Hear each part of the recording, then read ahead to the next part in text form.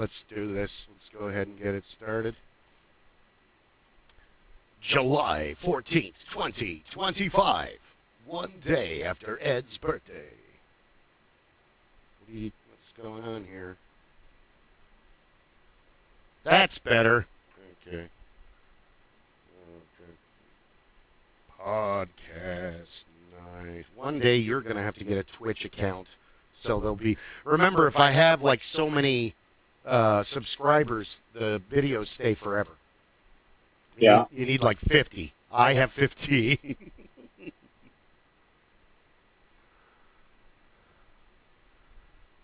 Okay. So he said he's not available this week, but he is available next week.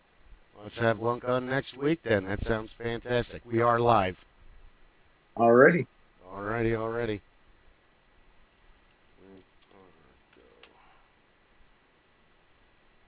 Oh.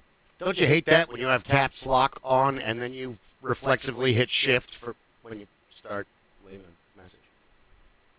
You just tell everybody I meant to do that.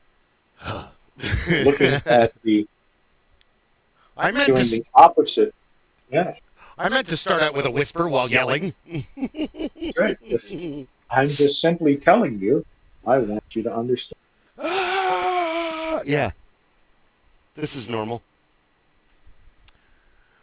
Hello and welcome to the Supreme Council of the Master Geeks Lodge. My name is Bill Kelly, Hornswoggle the Great. I am one of your many council co-hosts here tonight. Also with me I have...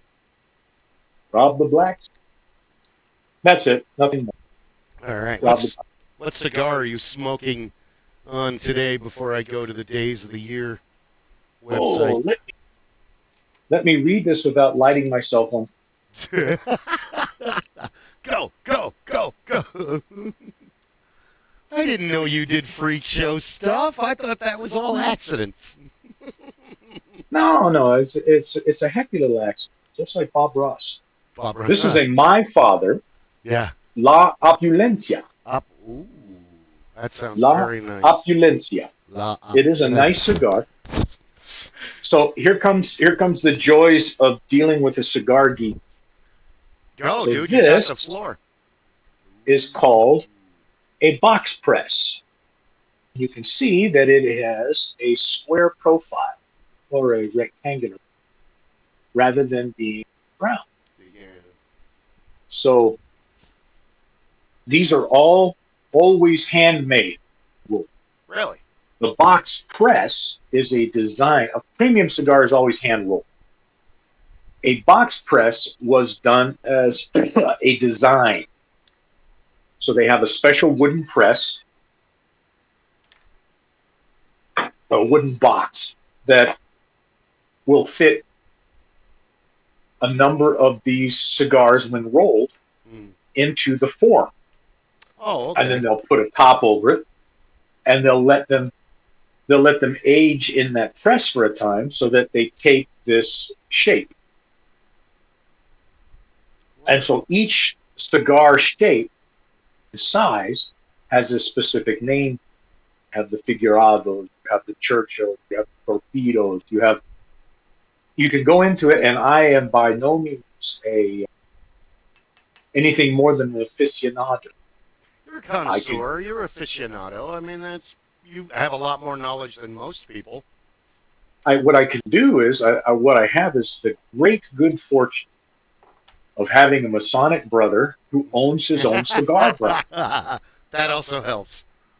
And Charlie Galuzian. So for anybody, not a sponsor, but a very good and dear friend, Charlie Galuzian owns Boulevard Cigar Lounge in Austin, Texas. His brother owns Boulevard Cigar Lounge in Beverly Hills.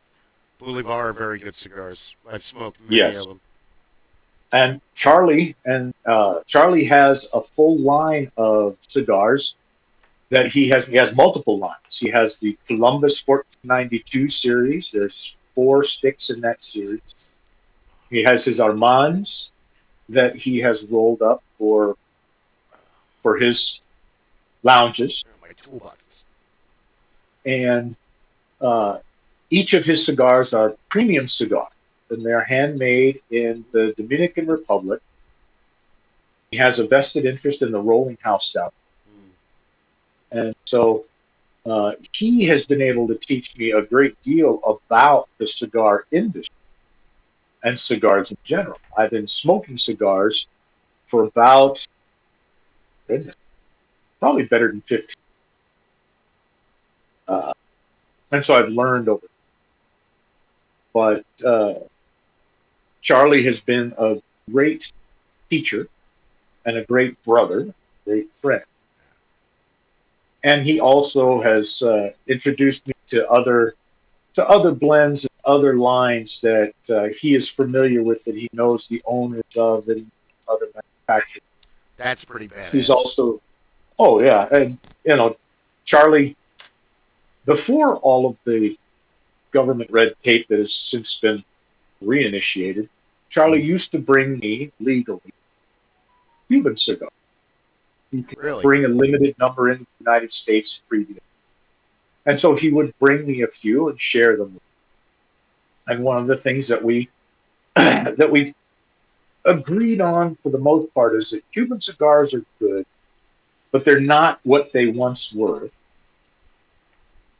As far as being that much better than the cigars you could get from the Dominican Republic, Nicaragua, or those other places. El Salvador, or some of the other places where they have those huge tobacco plantations. Well, and the thing about it was that all the seed that was taken to those places that originally started those plantations was Cuban. Yeah. And when the communists took over Cuba, a lot of folks left with the seeds, with what they could, and their knowledge. And they moved to these places that were very similar. So the climate is very similar. The soil is very similar. But there are differences that are enough that Dominican leaf, Nicaraguan leaf, and Guatemalan leaf, all of these leaves can give different flavors and different nuance. Yeah. They still grow tobacco in the United States. There are still cigars that are made with U.S. leaf. They are made with a combination of different leaves from around the world. Yeah.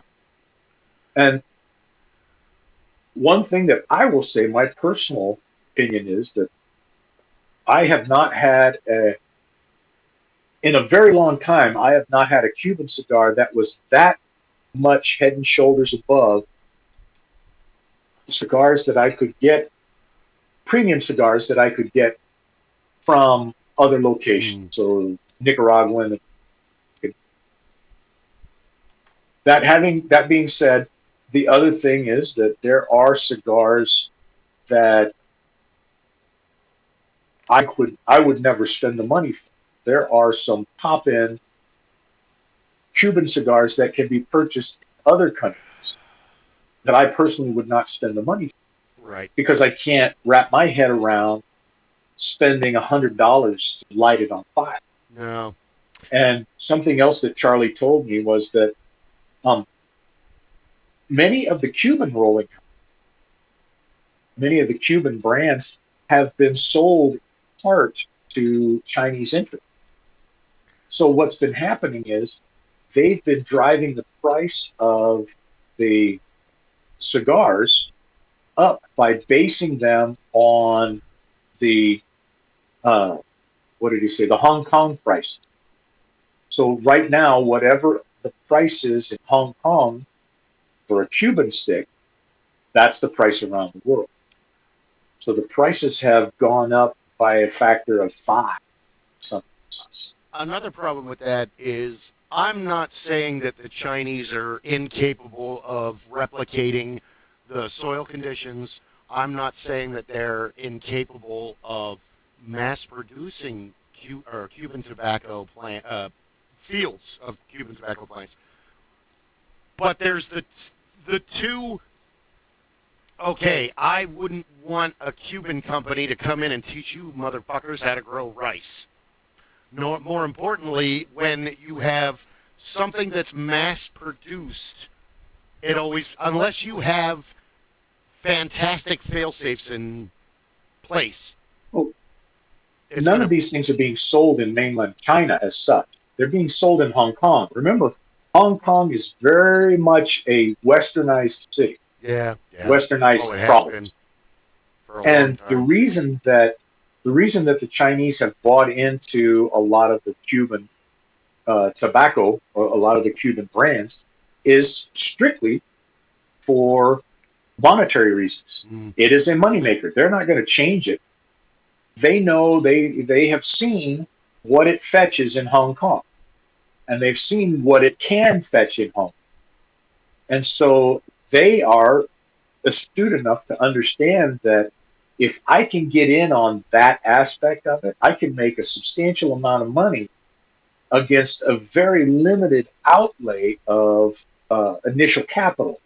So if a cigar is selling for $200 a stick in Hong Kong, the cost of that cigar to be rolled, to be boxed, shipped to Hong Kong, if they're into it for $5,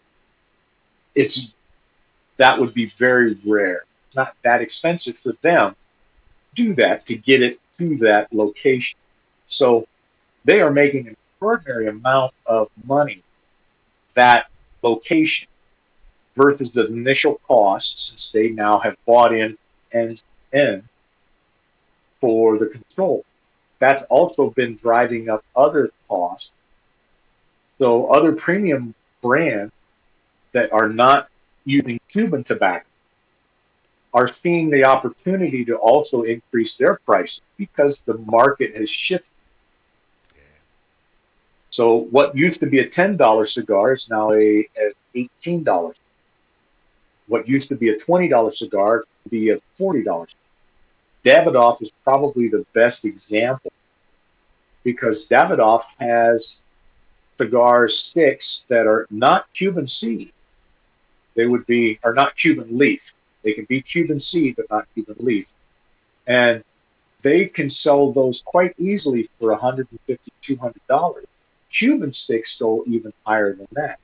And they're selling on their brand. They do sell a quality product, but they're selling on their brand name as well. They are beyond. You wouldn't consider Davidoff the Cadillac. You would consider Davidoff the bespoke Rolls Royce, the bespoke Maybach of their industry. So that's where the difference. Interesting. But it's still cheaper to smoke these than cigarettes. That's true. Oh, yeah. Oh, I look back at all the money I wasted on cigarettes. But, yeah. God, I haven't had a cigarette in a long time. I don't even think about it now. Unless the topic comes up. Oh, days of the year. Today is National Mac and Cheese Day. That side dish that you never... Well, I don't know. It's comfort food. The mac and cheese at work is really good because it's made by a 5-star chef. So, yeah, I pretty much eat it every day instead of French fries. Diving into a warm, comforting bowl of cheesy goodness. Each forkful, a delightful blend of creamy and savory delights. Also, Shark Awareness Day. Love them. World Chimpanzee Day. National Grand Marnier Day. An innovative liqueur. Grand Marnier goes well with many things. Mix it together with champagne to make a Grand Marnier. Okay. Margarita and tequila. Sounds like fun. Also, International Non-Binary Peoples Day. Tomorrow's National Gummy Bear Day. Gummy worm. Okay. Why not? Sure. Wednesday, the 23rd, is National Gorgeous Grandma Day. What? We're getting out of control, folks. Okay, we're done with that. Shark Day. Sharky shark. I don't know. I'm old enough to appreciate a beautiful woman who is the age of a grandmother, not the age of my grandmother, but the age of Okay. All right. I I can look at a number of women that I have, shall we say, grown old with, Yeah. and still say, "Yep, that's a beautiful lady." Age is an issue with minors, as adults shouldn't be dealing with minors. But after you're adults, eh, I don't know what. It's always hard to. Well, you shouldn't be. Oh, there's only one thing you guys haven't caught out of. But in the end, I don't know. Are you happy? Do you treat each other good? Who gives a shit? I will never forget Grandpa's advice to me, and I will always consider it sage, was never date a woman who's young enough to be your daughter or old enough to be your wife.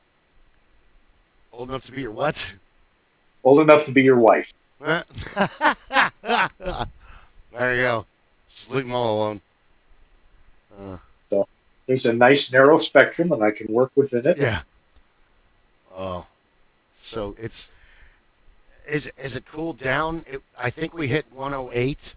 It's a brisk 108 in Phoenix today. And me without my muff. Yeah. Oh, it's down to 106. So it cooled down. Only in Phoenix can you make a.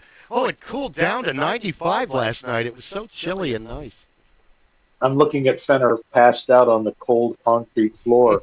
He's giving me that look like I've been killed, Dad. Oh, this is A so hundred much better. blazes outside. I'm absorbing all this cold right now. He comes in to tell me, just in case there's two little midgets running down the street with a gold ring. Just in case. Just in case. No, it's past little cat curfew. They're all inside, and it's only Steel that likes to take long naps in 110 degrees. It's a cat thing. Out in the sunlight. Yeah. Well, he usually finds a shady spot, but he's got yards and a territory that he patrols. And sometimes I find him and bring him home, and a lot of times I just drive on by because I'm going somewhere. It's like, oh, cool. He's like 3 houses away, hanging out in the front yard. Hi, that's my cat. Like the new, I was telling this story yesterday at work. The one house across diagonally and several over is a rental, and several people rent it. And the one guy was new. I've seen him. I know he lives there. But I didn't even do the wave hi because the opportunity didn't present itself. So Safi, she was right under me a minute ago. I don't know where she went. She gets under his car. So I'm like baby talking to her. Come on, let's go. Let's go back inside. Come on, baby. And all of a sudden he walks out of his front house, front door, and he's like, "Can I help you?" I'm like, "Hi, I'm your neighbor. My cat's under your car." He's like, "Oh, okay." I'm like, "No, dude, I'm just some old weirdo talking to your car. I'd want to beat my ass, too." So I like your car. I'm just asking your car if it wants to come home. Yeah. I'm flirting with your car. We're dating now. That's right. It's an early 2000s. It's a nice car. It's maroon. It's a two-door. I don't remember what it is. But it's a two-door thing with 4 wheels. Yeah. We don't know each other. You should be coming out here and be like, "What the fuck are you doing to my car?" So why are you talking to my car? What is your problem, old man? So yeah, she comes darting out, and he's like, "Oh," I'm like, "Yeah, thanks, man. Have a good day." He's like, "Oh yeah, you too." And then we started. Because I still have to go out and vacuum the front yard so I can keep the neighbors from bothering me. Just to make sure, got to keep eye contact while the vacuum's not plugged in. Heard we might get snow in a week. Swing the cord while I give him that strange, crazy Popeye look and pushing the vacuum across the gravel. Sing sea shanties while you're doing it. "I serve me time on the black ball line to me way, hey, hey, hooray." Yeah, they're going to love that. I think he finally lost his mind. He hit the anvil too many times. He's bats now.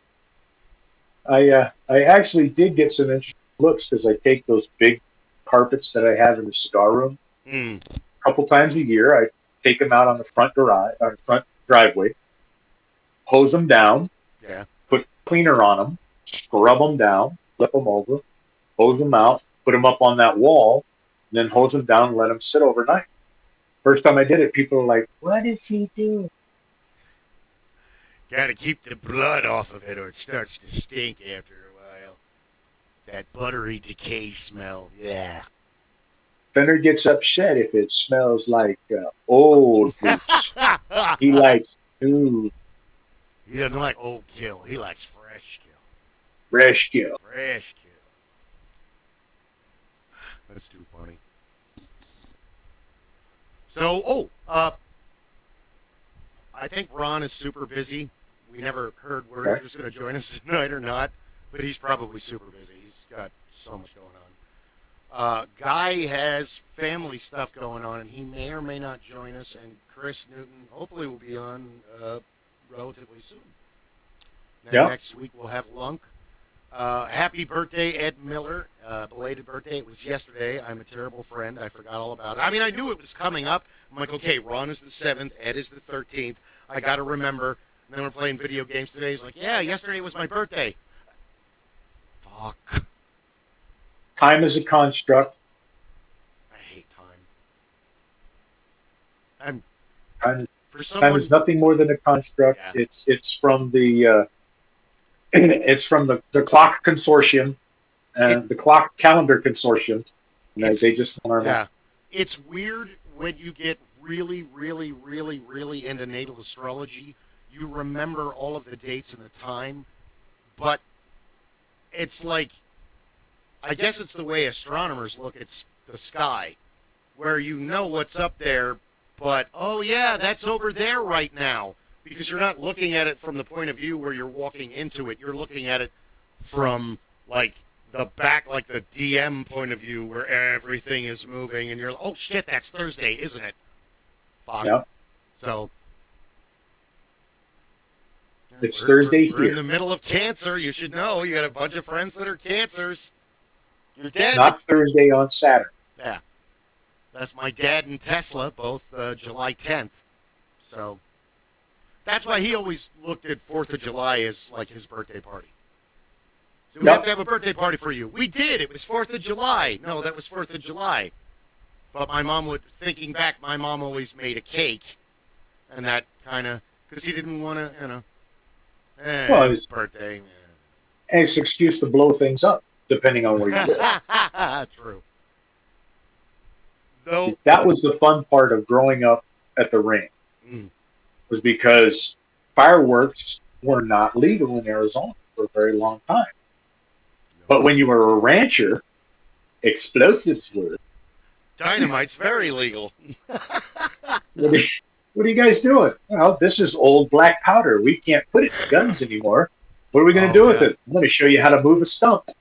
Why do you need all this fertilizer? Well, there's this big rock. What are you doing? Well, there's this big rock. Oh, we used to get the guys from the BLM, the guys from the county sheriff, the guys from, everybody up there, Forest Service, everybody. They knew that whenever Grandpa was up at the ranch and he brought all of us boys, then it was going to sound like there was a full-on war. Because we reloaded at the ranch, and we had what Grandpa affectionately called the shooting gallery. Shooting range. And if we were to go up there today with metal detectors, we could probably go through and take a couple of little skip loaders and pull out 1,000 pounds or more of bullets, fired bullets. Empty casings, all kinds of stuff from this little stretch on the river, because he shot there when he was young. Oh, wow. And we shot there when we were young. And, it's like a Civil War battleground. Oh, yeah. And it was that was the place we went, and that was the safe spot to shoot. And then later on, we had a back pasture that Grandpa and I sat down and we marked out a 200-yard shooting line so that we could go in and sight the rifles. That was a hoot. Go down there, load up some rounds, sit in the back, fire them out. Yeah, those rounds work good. Let's go back and make some more. We'll make them a little bit better and see what we get. Yeah, those were even better. Here we go. Okay, this one left a lot of shit in the barrel. That's not good. We're not using that packing again. Or this one's not as accurate, so we're gonna add, or we're gonna take away, or we're gonna change the depth of the seating and cartridge. And oh yeah. Yeah. It's funny too. I was thinking about it while you were talking about it.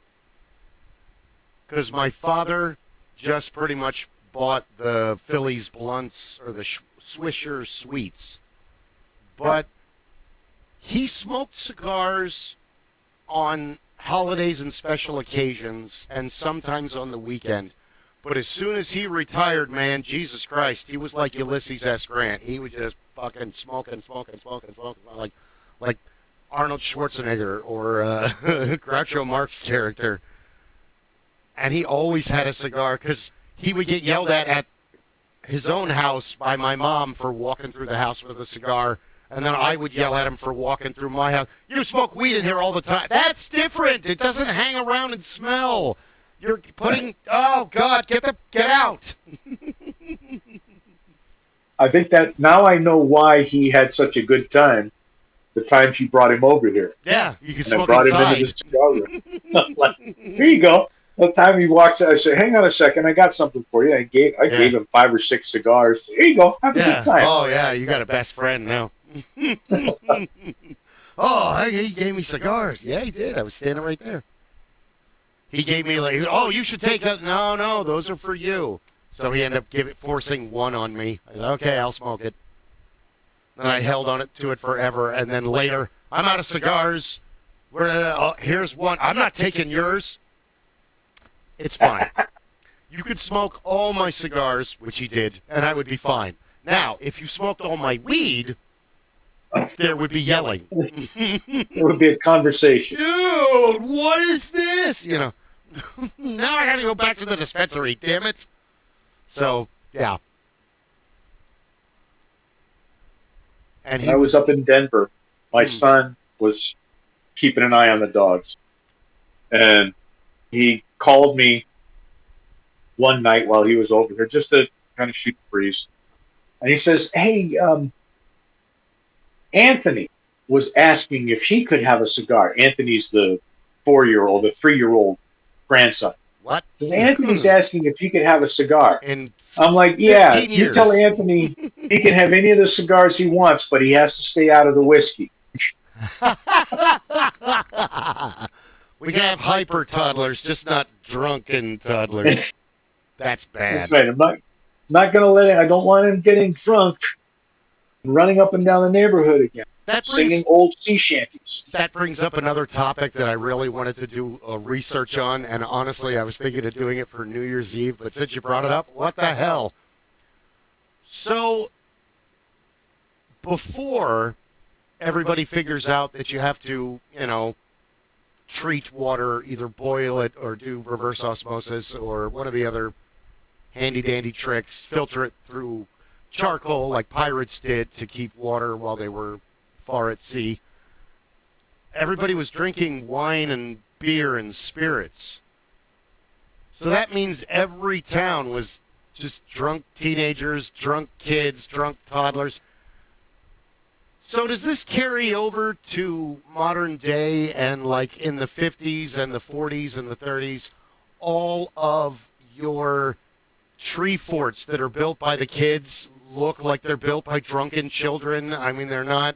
Because you always had that one engineer kid, like my dad, and oh no, we can't have this. You gotta. Even the next generation, there's always one kid who's obsessed with building stuff. Yeah, but you got to remember, see, in the United States, it wasn't the norm for the kids to drink alcohol. That's true. That was not the norm here, even back in the the 1700s, it was less of a standard that a child would drink alcohol. But in Europe, that was the norm, Yeah. within reason, but that was the norm in most of the European culture. So, So when they came here after a generation or two, that changed. mm, and it's And interesting you say that and you use Europe because Marco, who I started juggling with, they're from Milano. So, he's like, you had milk or juice up until the time you're like 8 or 9. And then after that, you're given wine next to water. But you're exactly correct. And then Paul said the same thing. And then like every other exchange student you met from Europe saying the same thing, where Americans drink to get drunk and shit-faced and to have a great time, where Europeans use alcohol more like marijuana, where like this is added to the fun we're having. You're not supposed to like become overwhelmed with it. It's just I'm having a good time and we had something to drink. Being intoxicated is looked down. Same in Hispanic culture, which is a holdover from Spanish culture, where borracho, drunk. That's not a good thing to be at a party or at a bar, or you're looked at as immature and childlike, that you're not responsible enough with your table wines. Table With wines, the yes. true table wines, the table drinks, the table mead, the table wine, even the basic inexpensive table beers would have been looked at the same way as we would look at a soda. Or light beer. Coke, Pepsi, Mountain Dew, things like that. So these were not the old aged fine pieces. This was your normal drink. You would sit down to have a bowl of stew or to have a meal. You're going to have your bread, you're going to have vegetable and some meat. You're going to have mead or wine or a house beer, a base beer, and water, because that was same as you and I would go in. I'll have the chimichanga and the beans and a Mountain Dew. Yep. You got it. Here you go. And because of the flavor, they enjoyed it. You're right, because American drank a lot of beer, but American beer is very watered down compared to European beers. Not that I've had beer over in Europe, but you can buy beer from Europe, and as far as like there's more alcohol in a kilt lifter than there is in a Guinness, even though the liquid of Guinness is probably twice as dense as the kilt lifter in the bottle, because Guinness is I think Guinness is probably what a lot of the first beers were exactly like, that they weren't, because damn it, just saw the meme too. It's either I think it's the 400 AD or 800 AD. No, it's got to be it's 800 AD. That one of the or maybe it's 840 AD. There's a monk that figures out that putting hops into beer allows it to act as a preservative, so it doesn't break down. Because beer and coffee and all, except for like the hard liquors that are more like honey, if you have coffee and you brew it at home, that caffeine is only good for about 4 hours. You've got about 4 hours for that. Then it starts to break down.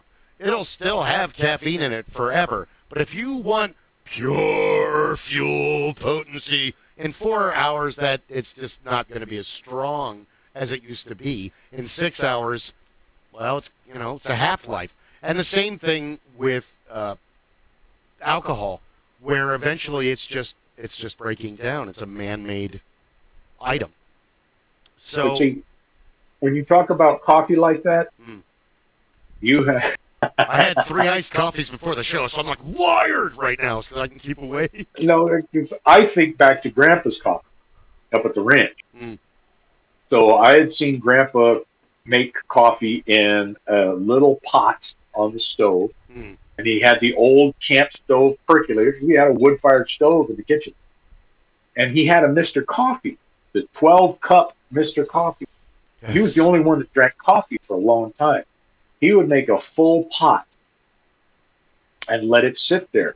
He would drink on it, and it would cook down until about 1 o'clock. And he would finish that pot. So as it got down, it cooked and it cooked and it cooked and it cooked and it danced.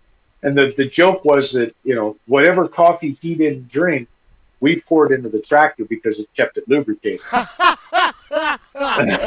Right into the engine, through the oil spout. That's awesome. Yeah, that my coworkers are like, Bill, your coffee's too strong. I can't drink it. Just add water to it. It's still too strong. Add creamer.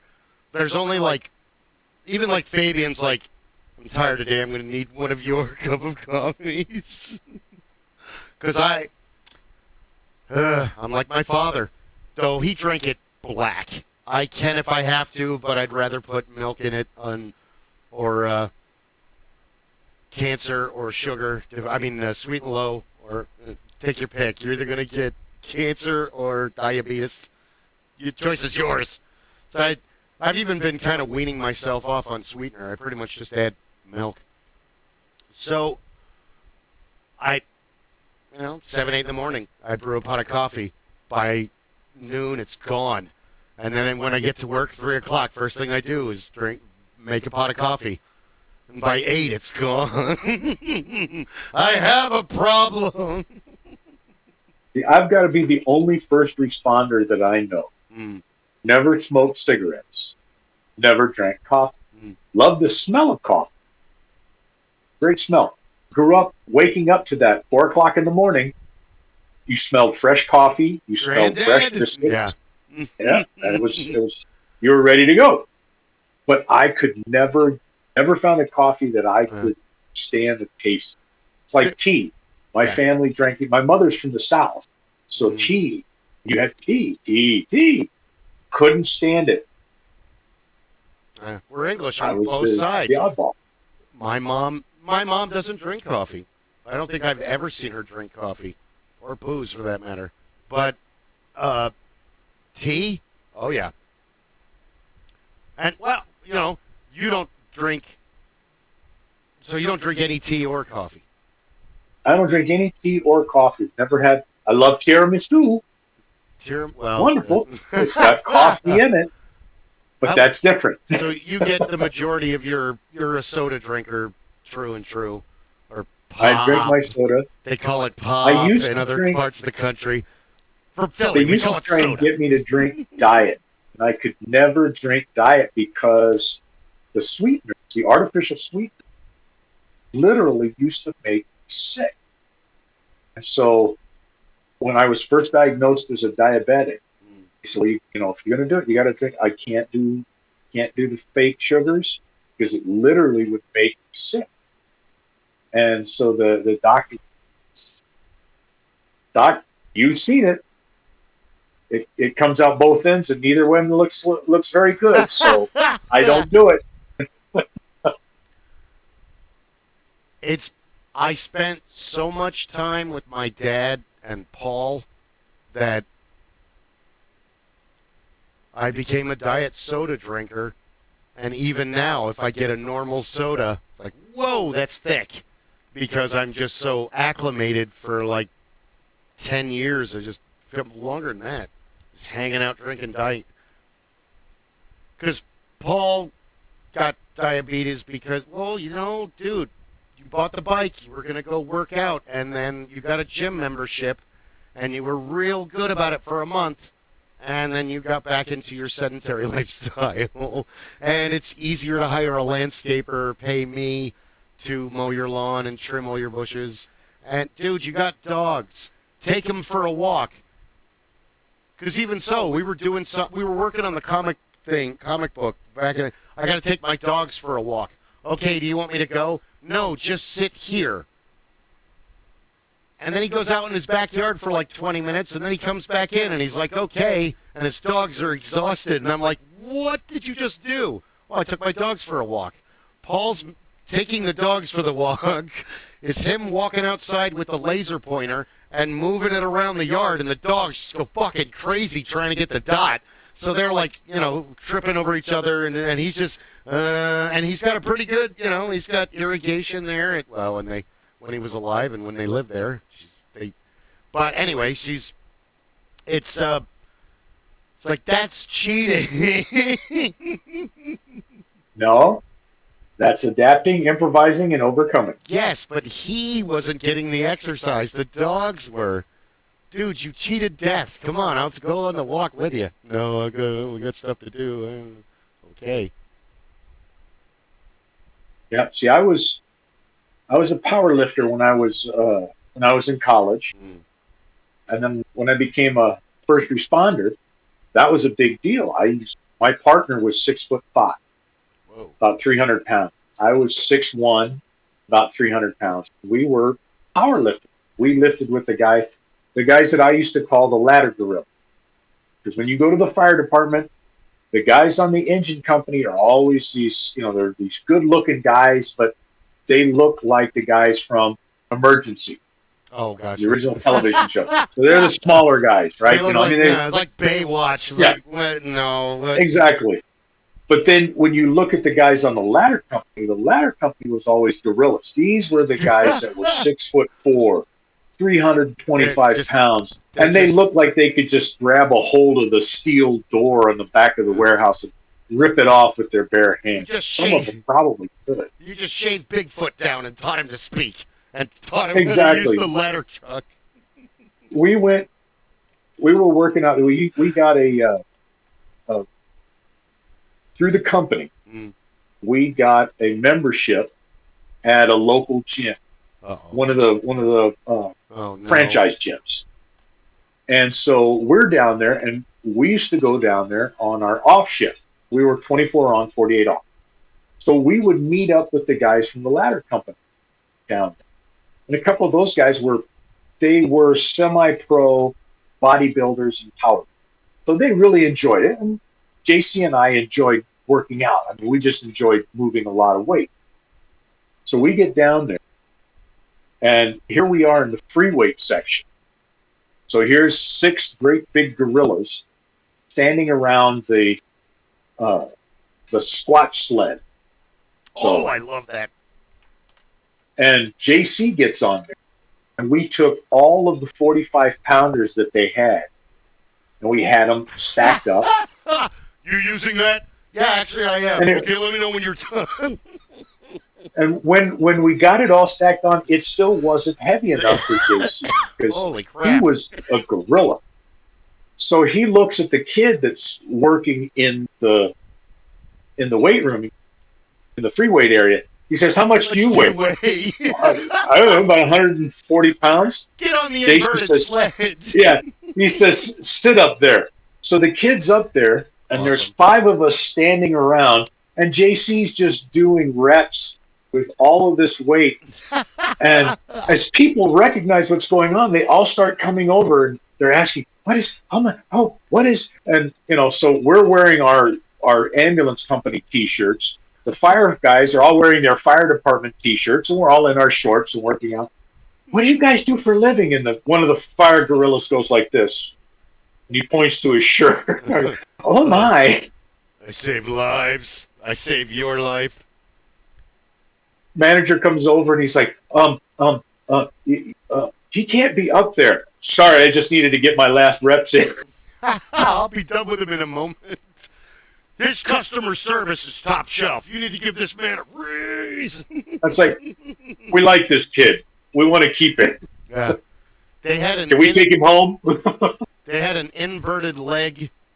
You sat down and you pushed up at the high school that I went to, and I took weight training for senior year because if I wasn't so lazy, I'd look a lot better. And I got my dad's body where building muscle just happens. It's like, even now, I'm as heavy as I was before I started the job, but now none of my clothes fit. Everything's loose. I'm still fat, but it's less fat. So, bikini season. We're on the way. Yeah. But yeah, 960 pounds. We were doing that one day, and I could do it. I almost got it up there the 3rd time. I figured, that's good. That's like pushing a car off someone. Vigilante, ready for the streets, Yep, that was us. I maxed out on the bench press. My max was about 800, 850 pounds, one rep. Nice. And my technique was horrible. It never would have qualified for a lift for a competition or Well, anything else. But I did one rep, and that was it. JC was able to do about 1,100 pounds on that sled, yeah, and he was a gorilla yeah. on his legs. But neither of us got ripped. Neither of us looked. I mean, we looked like we were always compared to the quintessential Iowa farm boys. Hey, you guys want to come over here and eat a whole cow? You betcha. I just need you to take those hay bales and move them over there. Where's the truck? The truck is broke, but we got wheelbarrows. That'll work. Get out of the way. We'll throw them. Ron was always in better physical shape than I was, and because he was on the swim team and he was doing wrestling, he was always stronger than me or as strong as me. Even now, when I got something super heavy to move, you and Ron are the first. Come on, let's go hurt ourselves with this. And Ron has that. He's like you and I, where it's like, yes, we have the athletic ability, but we're also keen intellectuals. So let me figure out how to do this without having to exert as much. yeah, this is fun being in the gym, but I really need to go read a couple documentaries and watch some movies about, how baskets were woven in,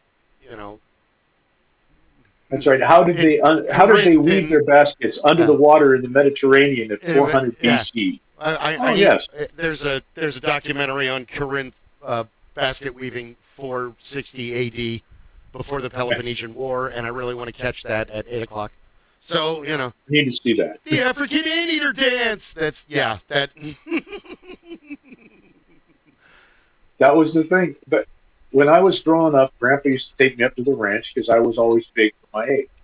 And so Grandpa was like, well, you need to start using it. And it got to be a thing. He would cut wood, usually down by the garage. And then it had to be moved about 50 yards up by the house. All right, come on. And so it got to the point where he would cut all this wood, and he'd say, now I need it stacked over there in the wood. So, okay. You say, go ahead and do it, and I don't care how you get it. Well, before I could drive the truck, I tried wheelbarrows, and I just got to the point where I got frustrated, so I started literally throwing the wood. And I got better because I could throw a piece further and further as I got strong. Did you know about the tabor toss, the caper toss at this point? No. Honestly, I didn't. And these are pieces that would be cut down, so that they could fit into the firebox. But that was the thing. I would start throwing wood, and then I'd go to where the pile was halfway, and I'd throw the rest of the wood the rest of the direction. And so that just got to be kind of my workout. So when I started wrestling, playing football, they'd get me in the gym, and these guys would be like, oh, you can't lift like I can. I can bench press all this weight. I can squat all this weight. But I'd get out on the football field, and I could pick guys up and throw them around. And they'd sit there, how come you can't lift as much in the weight room, but you can do this? I said, well, you guys come with me up to the ranch this weekend, and I'll show you how I learned how to do all that. Yeah. We could use the help. Like going to the ranch now. There's a never-ending amount of work out there. It'll never be over. We could get 50 million viewers and Patreons, and the new shop could be finished, and we would still be doing stuff out there.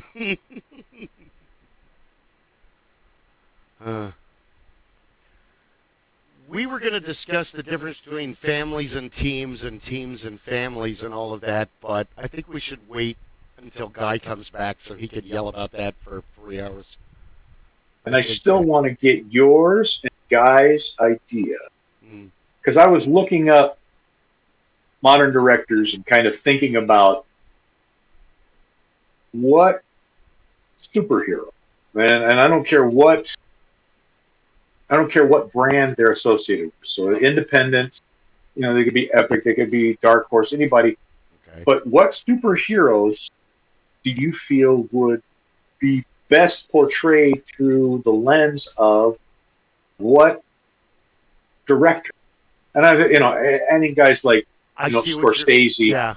Tarantino, I threw out, which he's hard. He's a hard one to figure out who best to kind of throw that pattern at, because you got to have, to my way of thinking, you got to have 2 or 3 good people that you want to see their take on that event.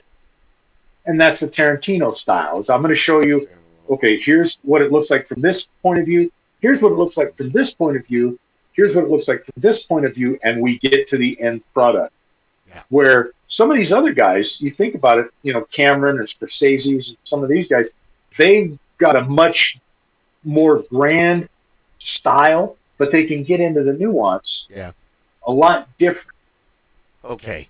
I see what you're saying. So,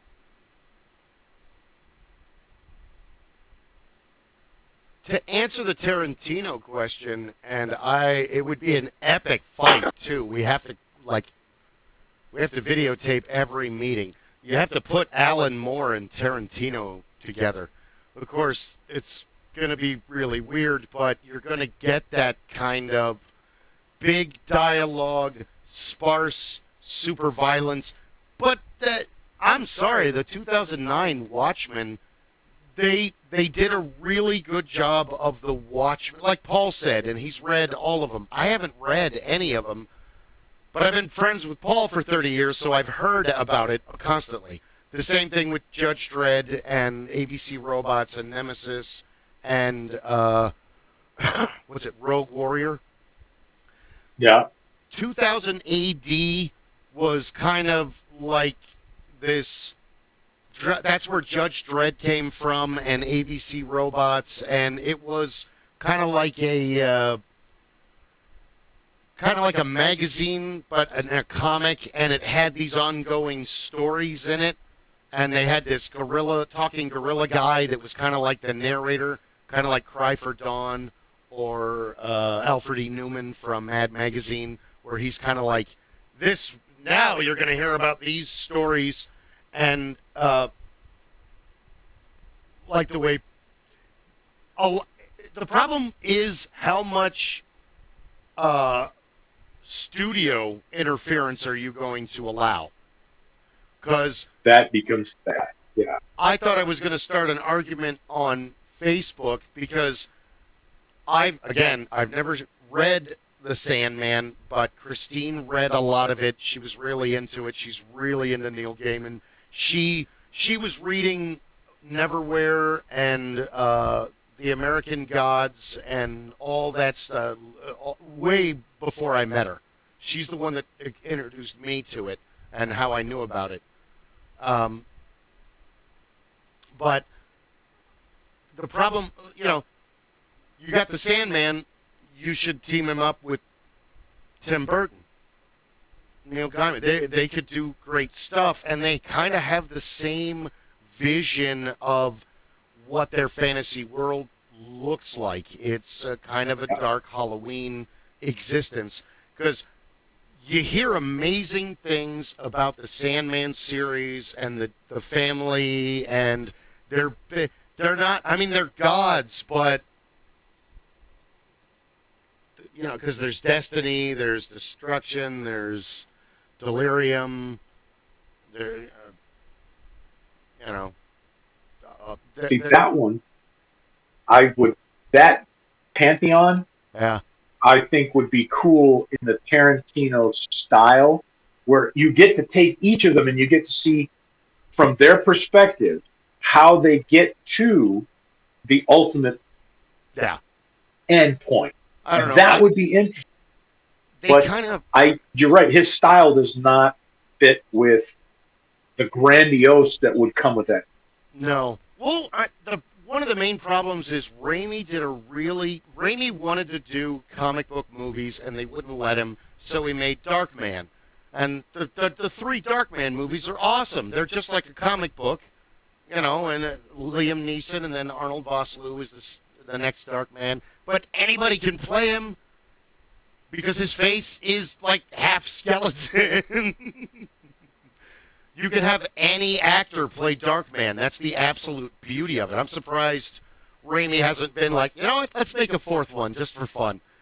And then especially his Spider-Man movies were really good because they took two aspects of Marvel Spider-Man. Daredevil and Spider-Man are kind of dark adventures. They're kind of dark stories.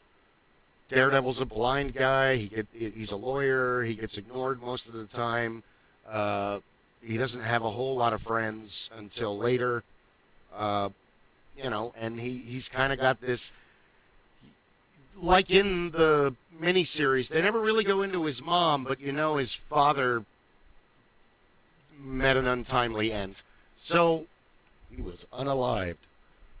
So Daredevil, and the same thing with Peter Parker doesn't know his parents, and then the entire Uncle Ben, because it's a carjacking, and then like on the cartoon in the 80s, it was a break-in, and I think it was a break-in in the original story, if I'm correct. But the only problem with the Sam Raimi movies is the webbing came out of his arms instead of him having to, because he goes through a big trial trying to make the webbing, and it's not permanent. It doesn't last forever. It degrades really quickly. However, it's super strong. And Raimi captured his moving through the city perfectly. Spider-Man is not graceful. He looks like he's about to fall and die most of the time when he's moving great distance. If he's up and his spider sense goes off and he knows somebody's in trouble and he just swings down like an arrow, that's a whole different story. But if he has to go from one part of the city to the other, he looks like he's about to die. Because and that's the young... he's like slingshotting. Right. And that's the young kid. And that's what I love about that portrayal, is the fact that he's in the storyline, he's 15, 16 years old. So he's not... He's got all of this new poise, he's got all this new dexterity, but he doesn't know how to use it. He doesn't understand what this is just yet. And Raimi captured that brilliantly in the first movie. You actually felt like Spider-Man. Now that's a storyline later on that I like the idea of Tarantino's style, telling the story. Well, I like the idea of telling the story of Spider-Man and the Daredevil and Fisk. How the three of them come together. But it would come much later. It would come as Spider-Man has aged a bit. He's understanding things. Daredevil has become more of a fixture, but he's much more intellectual.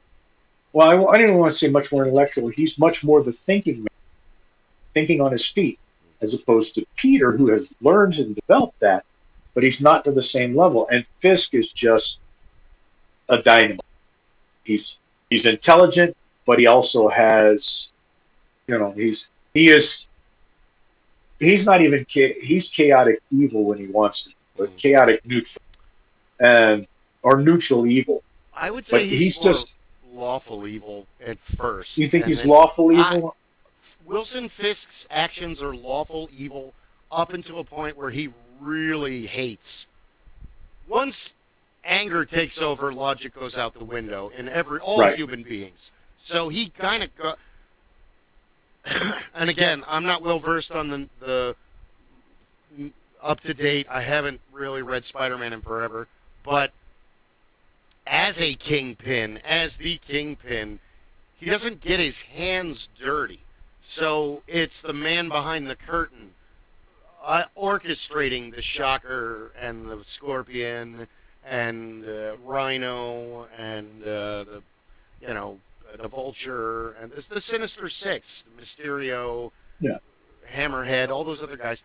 And he doesn't really get his hands dirty until Spider-Man and Daredevil basically best his team of supervillains. Then he, gets enraged, and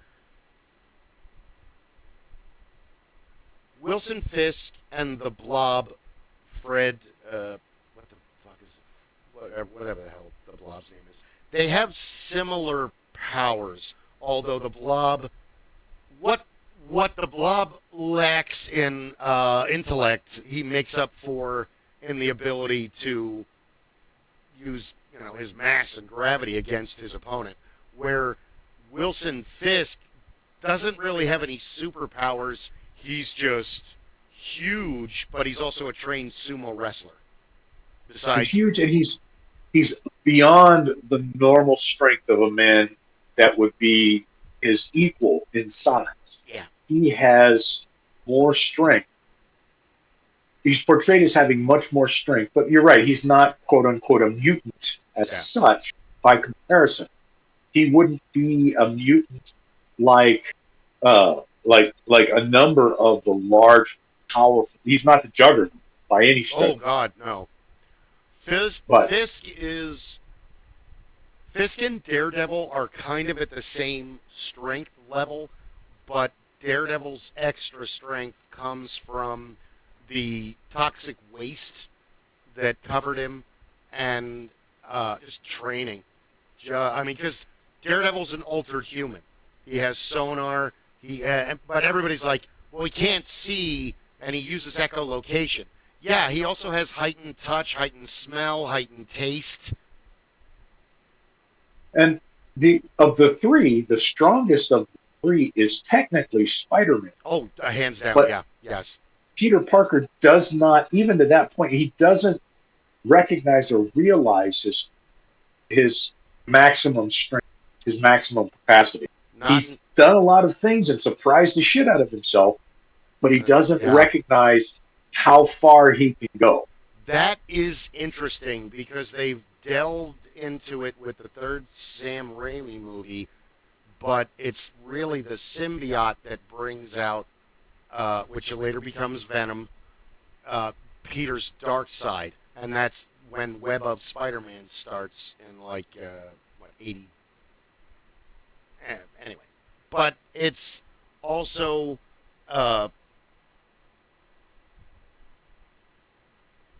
he can. He's a human. He has the strength of a human spider. I think it's 40 tons. He's up there with the Thing. But you're right. He doesn't really use. Yeah, he's on par with. Technically, I think he's on par with the Hulk, the Thing, and Colossus, and a couple. Or not Colossus. Damn it! Hold on. I used to have the Marvel. But these are the guys that are all. They all have extraordinary amounts of strength, power that they can use. But the Thing and the Hulk, after he's able to retain, when he becomes the intelligent Hulk or Mr. Fix-It, has a better understanding of what his actual strength is. Where Spider-Man, for a long time, doesn't understand that capacity, doesn't have that understanding of what he's capable of. Truly. Oh, it's just nerds arguing. I don't want that. I want the list from the Marvel Superheroes game. I should probably put Marvel Superheroes RPG. Because the one that I would love to see, and it's just Does it involve Tarantino? No. Okay. No, I like his style from telling multiple tales at the same time and bringing them to a conclusion. That's something I really like, bringing everybody into the same place. I'll give you that. Kubrick is one that I would have loved to have seen do a more cerebral, in-depth look at the Hulk. So, being able to see what goes on inside the skull, inside the mind, as well as what's happening outside. So, the early Hulk, where when Banner becomes the Hulk, he just becomes a quote-unquote mindless Hulk, to the point where he begins to learn how to control it and to retain his intellect, to the point where he becomes Mr. Fix-It. And to see that what's going on inside his head as well as what's happening outside. But that would be, quite literally, to do it right, it would be at least 3 movies.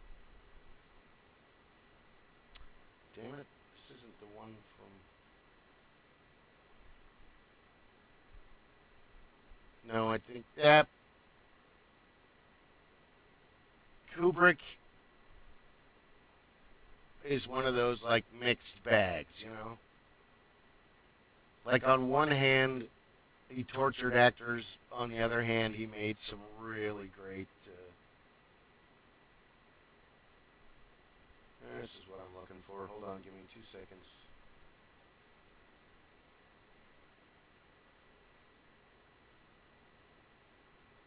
Pretty sure it has a chart of who's the strongest.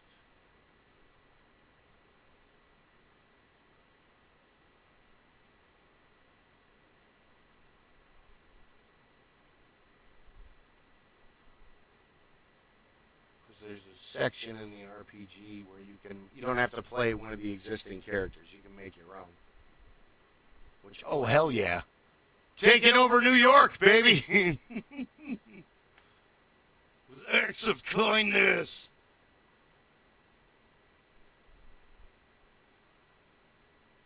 Shit. Had I known this was coming up, I would have done the research ahead of time on how much. Well, and that's why Spider-Man I kind of can threw live. it out there because it was interesting, and I thought, Yeah. like I said, the Tarantino style is hard to pick somebody. I can't think of any characters that I would want him specifically to tell the tale of.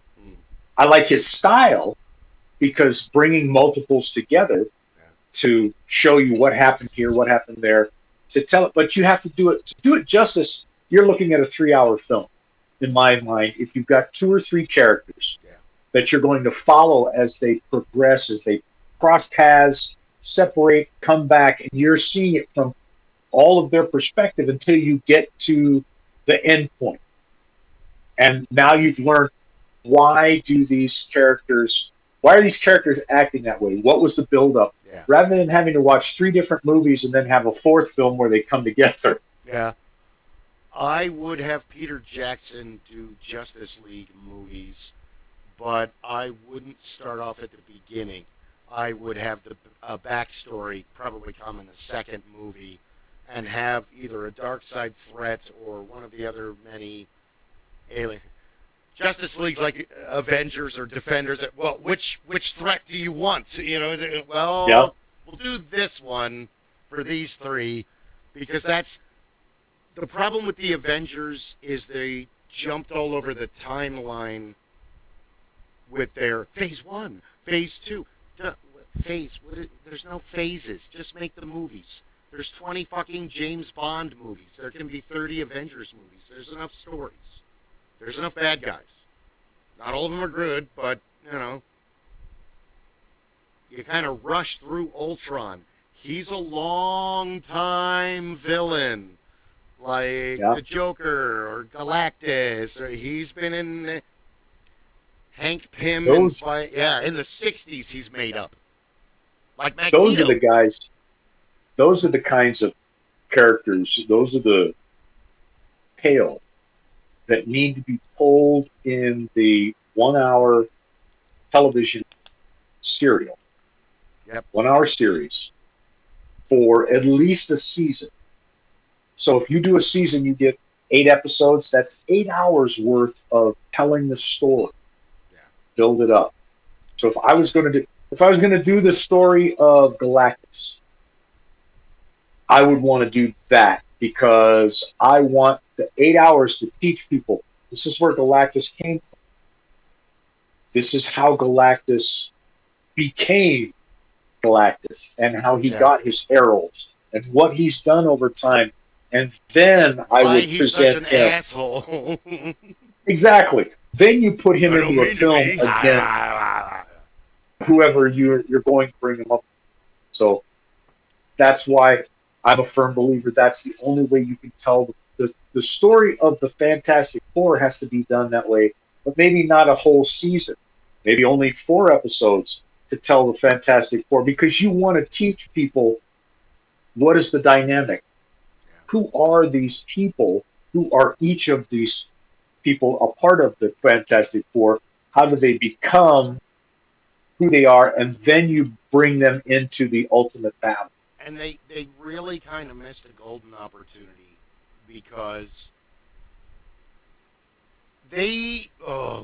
they're obsessed with rebooting, which is completely unnecessary. Just go online and watch the other movie, kids. Don't be lazy. So,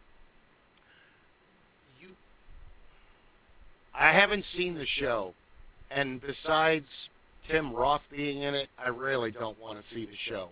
And that's She-Hulk, because there is a time where Thing leaves the Fantastic Four, and She-Hulk fills in as their strongman. And then she's in the Fantastic Four for a while, and then she leaves when the Thing comes back, and he's like, all right, I want to, we can't be the Fantastic Five because you weren't on the spaceship, so. And then she See, I enjoyed the She-Hulk story and the series. You like the show? But I looked at it for what it was intended to be. It was played out with intent to be not as much of a comedic run as Deadpool, but it played to that kind of thing. I'm going to throw in some of the comedy because I want everybody to get a chance, not taking it too seriously, but we're bringing in some morality tales. We're carrying some things forward, but the intent is not to make this. We're not portraying this as this grand theatric event. This is a fun time. Which is a shame in a sense, because She-Hulk and Deadpool are the only two Marvel characters that break the fourth wall. They're the only two reads where they're addressing the reader, not just because when you read Spider-Man, it's his internal monologue. When you read Doctor Strange or when you read the Fantastic Four, most of the time you're third person, but sometimes you're third person omniscient when now you're reading all their thoughts. You know what Sue is thinking, you know what Reed is thinking, you know what Johnny's up to. Johnny's always mad. He's a kid. What are you going to do? Most of them are like that. Being the Human Torch or being the Thing is the worst out of all of those because you're basically, if you got with a woman, you'd probably kill her by accident.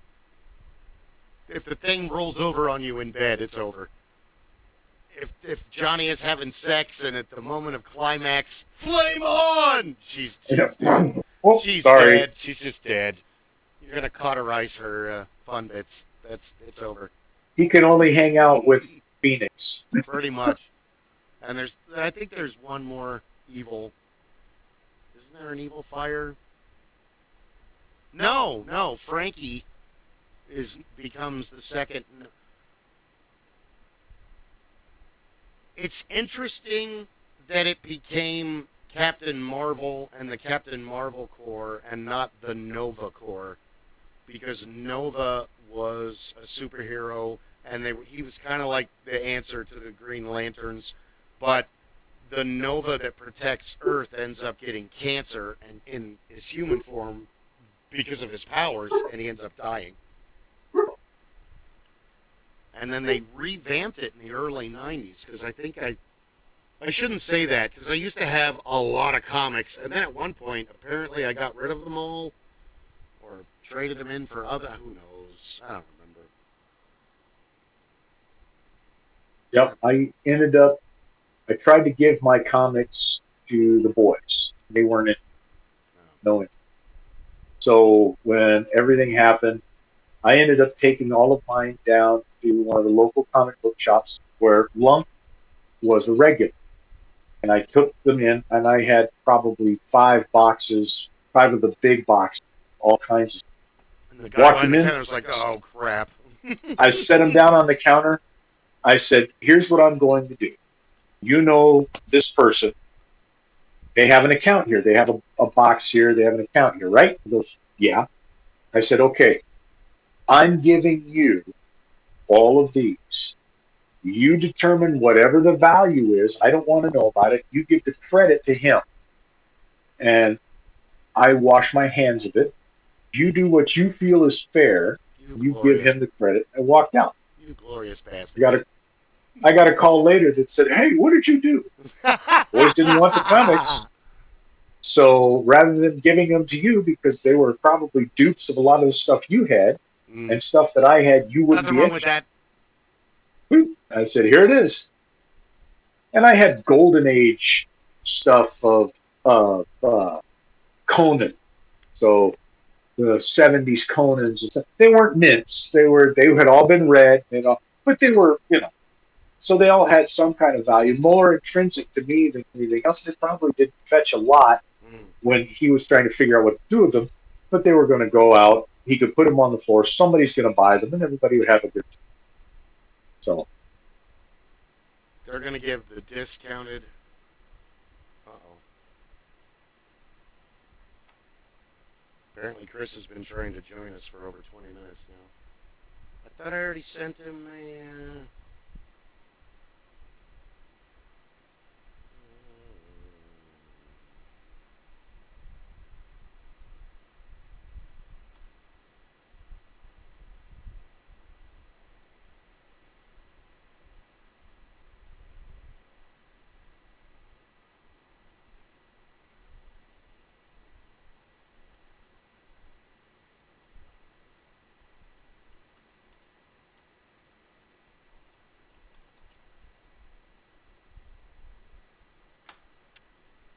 Awesome. Technology. Top shelf. Here's the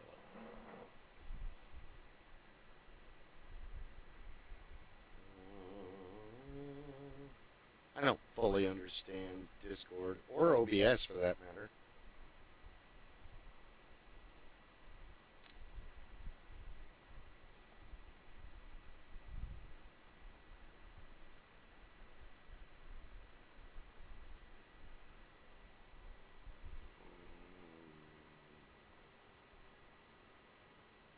Nope, none of that is going to help.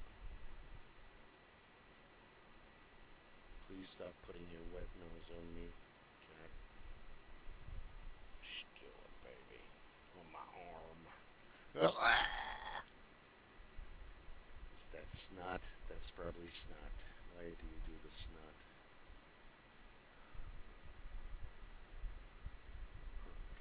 Oh, thank you.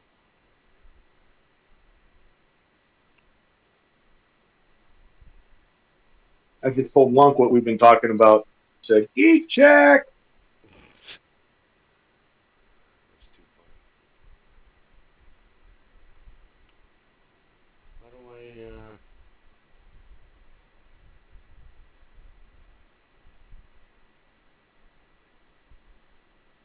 get him into the room?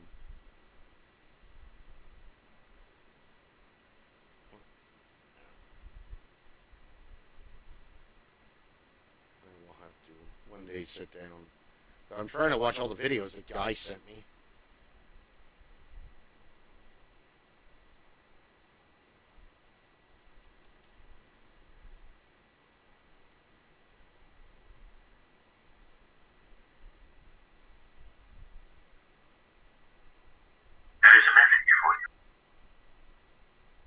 I'm sorry, Dave. I can't do that. Whoops.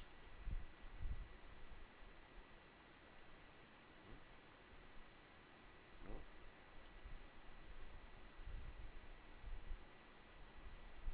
What the hell? We got him in last time.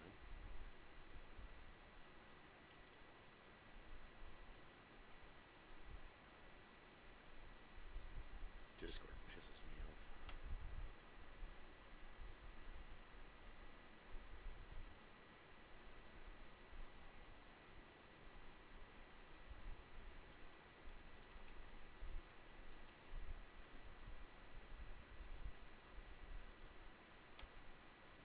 Because I know now everybody hates Joss Whedon, but the first Avengers was really good. It was an excellent intro movie, and with the big Yeah. bad guy.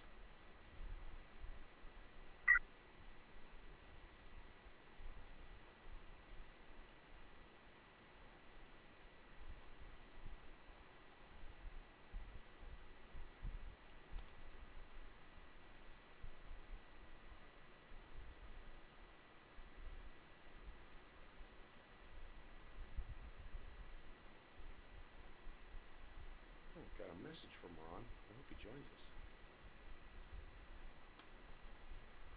Thank you, one viewer. Like and subscribe. We appreciate it. It's probably me. Pretty sure it's me. Thank you, me. Thank you, future me, from past me. No. Thank you, past me, for helping out future me. That's what it is. Like playing a board game by yourself. Ah, me. Sorry, me. One day I hope to be that old man Jerry's game playing chess by himself for his teeth in the beginning of Toy Story or Bug's Life or whatever movie, Pixar movie it is.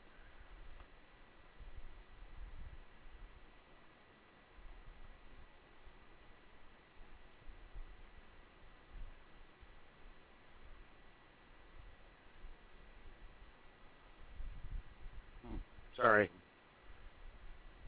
Kris says, how do I join? I said, you should just be able to join the stream room. What does it say? It says to join audio. Try that, and it should give you the option for video, I think. I mean, it's kind of what it normally does. Yeah. So far it's not working. Damn it. I don't know enough to help. Ah! That we see you. Do you see us? I can see you.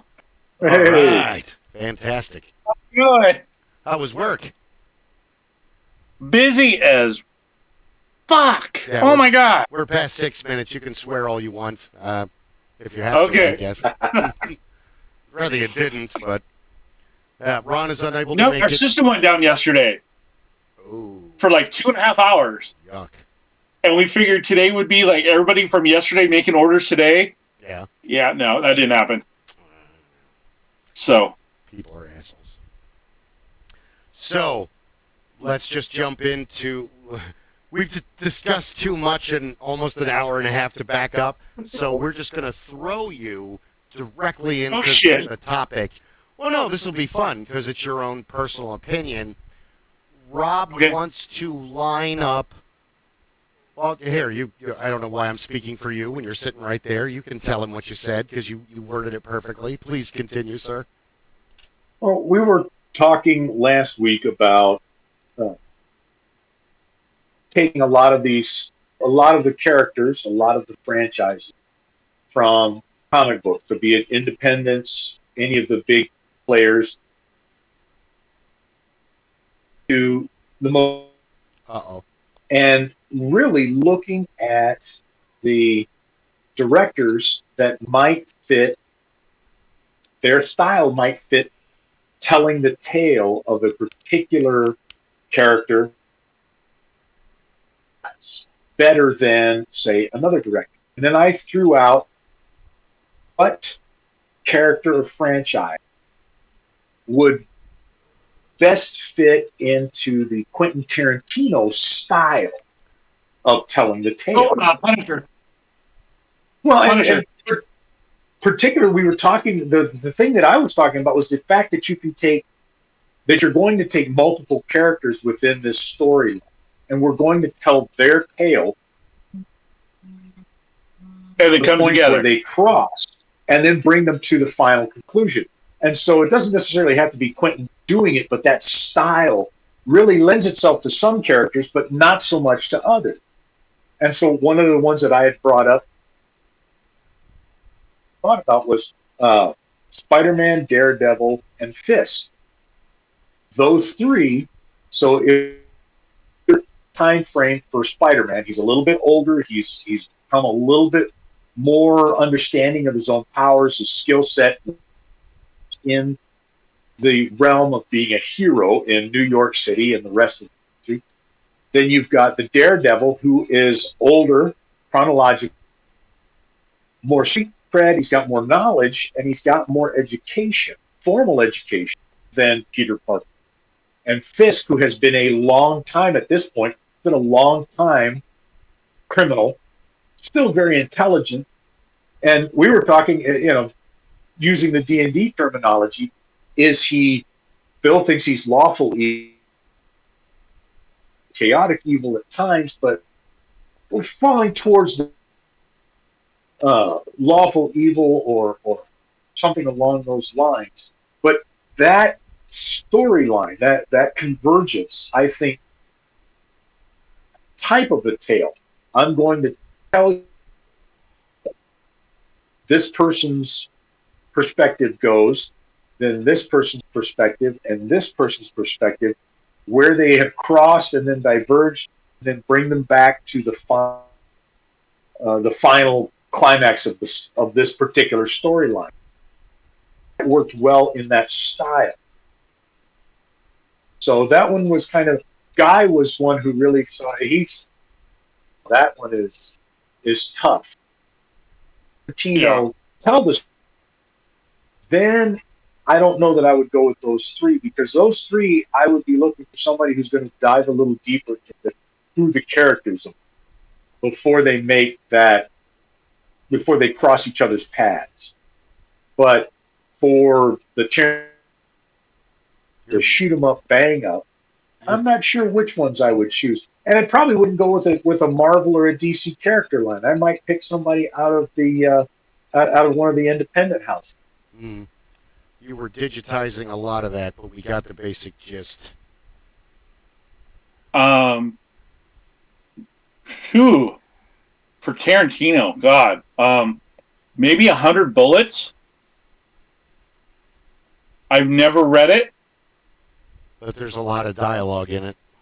That's what I heard. Yeah, is there? That's what I heard. And Tarantino's your dialogue guy, right?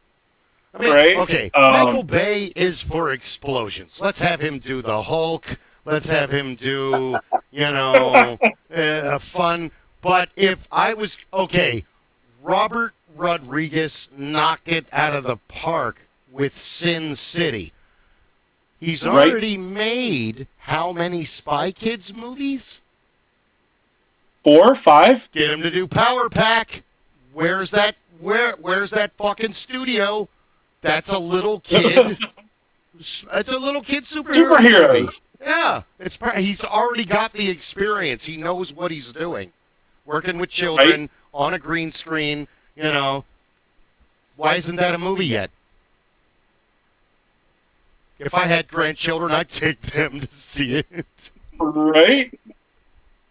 I'd take mine. I can't get the dog in there as a grand dog son. That won't work. I'd like to see Scorsese do Mr. Fix-It. If you're just going to do the Mr. Fix-It character, yeah, I think Scorsese could direct that one really well. Gritty, New York City, traveling to other places. Mr. Fix-It was Las Vegas. Mr. Fix-It was Las Vegas. Yeah, but he also moved to other areas. He went other areas when he worked. So, but Mr. Fix-It, I think Scorsese could do a great job telling that storyline. But I thought that Kubrick would be my choice to tell the story of the Hulk in his 3 configurations, but to tell the story from inside his head as well as what's going on outside. So you've got the initial Hulk. Banner becomes the Hulk. He becomes the mindless beast.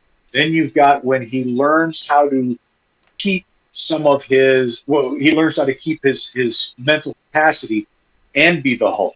Now you get to tell that part of the tale as well as showing the internal things that go on.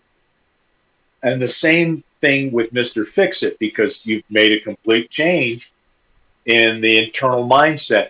And the comic books, they used to show some of the things going on in his head when he was Mr. Fix-It, where basically Fix-It would beat the hell out of Banner in his mind to continue being Mr. Fix-It. And I just thought Kubrick can tell that because he can really screw with you when he was telling these tales. Yeah. And see, I don't know if Scorsese would do a superhero movie because they're like mindless junk to him. Now, well, that's why I he think gave him a really he would good do script. really well. If he got the opportunity to tell the tale, he could have a good time with it. I'm sure he could. They're going to do. I think it would take at least. Go ahead. Sorry. Yeah, I think it would take at least 2 dump trucks full of money for him to do it. They're going to do Werewolf by Night another season. Everybody was excited about Werewolf by Night. It did not get raked over the coals as others did. And honestly, if you're going to do, the next Ghost Rider movie, I would like, even though his career was destroyed by the live-action Beauty and the Beast, Christopher Gans is the guy that did Brotherhood of the Wolf. If you haven't seen it, you need to see it. It's in French, but it's about these guys that are basically like werewolf hunters, and they go. Oh, I've heard of that. So that the way a lot of it's in the dark, a lot of it's in the rain. It's more like Sin City than it is any kind of Marvel thing. It's very R-rated. They go to a brothel at one point. No wonder you like it. Well, but I think that he would do a good job with superhero movies. And I don't think he's directed any. Well, I think for like a supernatural type of story. Yeah. I think Guillermo del Toro. He's already done a really good job with Hellboy. I think he would do a great Doctor Strange or Ghost Rider or Son of Satan or the other thing, too, on the other end of the spectrum, I'm really sad that Netflix and Marvel had a falling out because they weren't exact, and it's never going to be exact, but the Luke Cage, Iron Fist, Jessica Jones, Defenders, Punisher, Daredevil, those were all really good. They were going the Defenders roster constantly changes, but kind of, okay, whatever. Same thing with the Avengers and the X-Men, because everyone's like, they're an Avenger. Well, they were an Avenger from this year to that year, but then they had other shit going on, and they wanted to help, but they just couldn't get there to help. It just time, just like real life. Yeah. So a lot of that is what people who don't read comics voraciously don't understand is it's like your action figure is on a shelf in a box. In this guy's world, it's not like that. He's doing all this stuff. Spider-Man, another thing that Sam Raimi captures very well is the hectic non-stop of Peter Parker's life. Right. And then on top of that, he's Spider-Man. So he's constantly getting fired. He's constantly running into street people. His life sucks. Spider-Man's life absolutely sucks.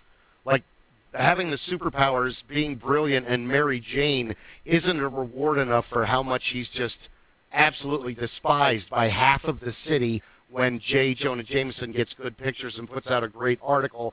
And Spider-Man's life mirrors a bad marriage with Aunt May because no matter what Peter Parker does, Spider-Man is still bad and wicked and scary and evil. And J. Jonah Jameson said he's so horrible. And it isn't till, I don't think she ever finds out that he's Spider-Man. I can't even remember. It's been so long. I don't think she did it in the originals. I think she dies not knowing that he's Spider-Man. Because the thing that everyone is, you see this meme where how could Peter pick Mary Jane over Ursula? And it's like, you don't understand. He became Spider-Man at like 14, and they've known each other since they were about 8 or 9. And countless times when he's a teenager, something has happened in the city where he has to put the mask on, and he ditches the two of them at the store, at the doctor, at the podiatrist, at the here. Can you help me take Aunt May? So they think he's on drugs. They don't know what Peter's problem is. They think he's like got all kind of mental issues, and it isn't until she catches him in the costume, and she's like, no, wait a minute. It all makes sense now because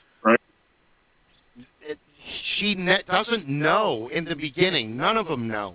That's the only problem with the Sam Raimi movie is there's a scene where Flash fights him in the hallway after he gets his powers, and Peter beats the shit out of Flash, that would never happen in the comics because Peter would take the beating to maintain the cover that Peter Parker is a little nerdy guy and Flash Thompson is the quarterback of the varsity football team. So that's the only real couple problems with the Sam Raimi movie. Other than that, those are perfect. Yeah. Because Aunt May... Well, except for some of the casting. No, that was perfect. Aunt May was perfect. Kirsten Dunst, Tobey Maguire, it was all perfect. I was talking about Spider-Man 3. Topher Grace is Venom. Topher Grace is a great actor, but yeah, you need... Not an Eddie Brock. Not an Eddie Brock at all. He, for one, Eddie Brock is like a power lifter and a bodybuilder and a photographer. Right. He competes in competitions and he does photography. And Peter and Eddie have this weird... I could twist you in half. However, I really like your work. You come up with some amazing... Right. You get some great photos. I'm very jealous, even though I could snap you like a twig in the wind. And he could. Eddie Brock could beat the crap out of Spider-Man. And Venom, after the symbiote becomes Venom and it's on Eddie, it's actually stronger than it was on Peter. Yeah. I think by a lot, like tons. So, but Venom wants to reconnect with Peter because Brock is strong and filled with rage, but Peter is like heroin to the symbiote. Venom desperately wants to get back on him so bad, and Peter's like, absolutely not, you're turning me evil. Because it's evil. It's evil. You hear it talking all the time. Oh, yeah, human heads and ketchup. And no. You can only eat the bad guys. Because Eddie's he's not a bad guy. He's not evil. He's just a jock. Misguided. Yeah. Yeah. And he actually is... a misguided jock. Yeah, he, like Peter, is the voice of reason for Venom. No, you don't eat the innocent. There's no reason to... get the bad guys. They're, Otherwise... They're bad. Yeah, otherwise Venom would eat everybody. He wouldn't stop. He'd eat Carnage. He'd eat all of them. Right. So because I've seen most of the Venom movie, and Tom Hardy's a really good actor. Like, the same thing... I'm sorry that Topher Grace was cast as Venom, because I think he's a really good actor, and I think this was just a bad casting. This is just... It's like Tommy Lee Jones is an amazing actor, but he's not really Two-Face. And then the way they did it, he's only Two-Face like 3 times in the movie, and the rest of it, he might as well be the Joker from He might as well be if Two-Face was in the 1966 Batman with Adam West and Burt Ward and Yvonne Craig and Well, I think what he was trying to do, he was trying to out-act Jim Carrey. That whole situation just sucks, and I feel bad for Jim Carrey, but I also feel bad for Tommy Lee Jones because Tommy Lee Jones sunk everything, I think, into the Ty Cobb story, and it kind of bombed at the box office. It didn't, because Jim Carrey had The Mask, Dumb and Dumber, and Ace Ventura all in the same year. Yeah. So, Tommy Lee Jones hated Jim Carrey, but not for being Jim Carrey, for you kind of financially fucked me, dude. Have you heard? Hey. Did you see the interview where he talks about he goes to dinner? He goes to dinner, and they've just begun filming Batman Forever. So he's already done a couple scenes with Tommy Lee Jones, but he gets to this restaurant, and the maitre d' tells Jim Carrey, oh, Tommy Lee Jones is already here. So Jim Carrey's like, dude, awesome. So he walks up to the table, grabs an empty chair, and sits down. And he says, basically he says in retrospect that was probably not the wisest thing to do, but he was banking on his celebrity.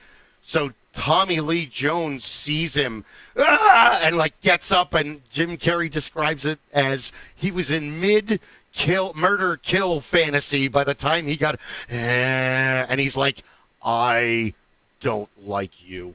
I do not sanction your buffoonery. Basically, get the fuck out of here. And Jim Carrey's like, oh my, they got months to do the movie. So he's like, yeah, dude, he kind of hates your guts. And now I don't know if they patch things up or what. I probably. I mean, they're all actors. They all work together. Yeah. I always find it funny that actors hate each other. It's like lawyers that hate each other. You're going to see him on Monday in court. You're going to see him next month like there was the Magnificent Seven, the first Magnificent Seven movie. Apparently, fucking Yul Brynner and Steve McQueen hated each other. Or even more recently, Dazed and Confused. The guy that played Pickford and the guy that plays Pink Floyd, those two actors hated each other. Like there's even a scene. Yeah, there's even a scene where they grab each other and it's supposed to be joyous, but you can tell that's violent. Friends don't do that. Because he kind of grabs him, and it's not even a joking movement. It's like when they're out in the parking lot of the school. So it's like, okay. Not here. Not here, guys. So who's another one? Oh, man. If you're going to do a Secret Wars or a kind of like everybody versus Thanos, we're going to dig up Kirchner and revive the old man. Get him out here to make another Empire Strikes Back, but Marvel or DC. I was thinking. Oh, go. I was going to say it kind of hit me as I was listening to you guys. A director I would love to see, and it's perfect for the character, would be John Woo to do Punisher. I think he would do a good job. He did the Hulk, though, right? No, that was Ang Lee. Ang Lee, okay. John Woo. Yeah, John Woo would do. He was the quintessential Chinese shoot 'em up director, and Chow Yun-fat doing. He did Crouching Tiger, Hidden Dragon. I think so. Yeah, I believe so. But Hold he on, also let me did, look it up. Tell us, IMDb. Teach us. He had done some really great Chinese action shoot 'em ups, and so you get that classic Chinese action. So when the action comes, it's fast, it's furious, it's hard. It's where John Wick was developed. Everything that you saw in John Wick came from the John Woo style, anyways. Okay. And then you have these beautiful interactions with the dialogue and everything else, where he could pull out the emotion of these characters as well. So he was able to really make a nice balance in his films. Crouching Tiger, Hidden Dragon is actually directed by Ang Lee. Another score for Ang Lee. Because I really liked his version of the Hulk, and I'm not a big Eric Bana fan. I could take him or leave him. But Ang Lee's done a shit ton of movies. Let's look up John Woo, because I think he's done. Didn't he do the one about the triad? Oh shit, fat fingered. Hold on 1 second. We're only live. Don't look up that John Woo. No. Like and subscribe. Thank you. We'll get Chris's his channel up and running. Or is it? Oh, it is A Better Tomorrow. What else did he do? The Killers, Silent Night, Manhunt, The Crossing 2, Crossing, Reign of Assassins, Stranglehold, Paycheck, The Hire, Paycheck, Hostage, Blackjack. Oh, he did Face Off. Bro. Yep. Okay, yeah. He did one of my favorite movies ever, which is Broken Arrow. It's a really good movie that nobody really saw it, but it's a good movie. and it's with what's his? That's like the first John Travolta bad guy movie where he plays a bad guy, and it has super hotness in it. What's her name? Holly. Holly Berry. Is it? Oh no, it's Samantha Mathis. I have Ah. two. I'm putting together two actresses. Whoops! It happens. I'm getting old. Are you thinking about Swordfish with Halle Berry and John No, but Travolta and? that isn't. But that one comes later, doesn't it? Because Broken Arrow is Yeah. '96. I remember seeing this Yeah. in the back before I had kids. When I had possession of money. I would go to the movie theaters all by myself a lot of the times and just sit wherever I wanted to and enjoy whatever popcorn or what how it is. But Broken Arrow was a good movie. It's about Yeah. bad guys trying to steal the Nuclear weapons. B-2 bomber. Yeah. Rags to riches. Follow that star. I think he did the Replacement Killers as well. Hold on. Let me check. Broken Arrow, Hard Boiled, Once a Thief, Mission Impossible 2. He did Wind Talkers. That was a good movie. Nicolas Cage playing angry Nicolas Cage. Nicolas Cage playing Sam Elliott in Wind Talkers. Nicolas Cage playing Nicolas Cage. And as much shit as I give Nicolas Cage, Raising Arizona is one of the best movies ever made. Sorry, it is. In fact, let's look that one up. What Nicolas Cage movie that I really like is 8mm. It was okay. 87. It was dark. There was a couple gaps in the script. There was like, how would you know that? Joel Cohen and Ethan Cohen. So the Cohen brothers gave us Raising Arizona. They did some pretty good stuff. I'll be They taking made some these good Huggies books. and whatever cash you've got in the register. Turn to the right.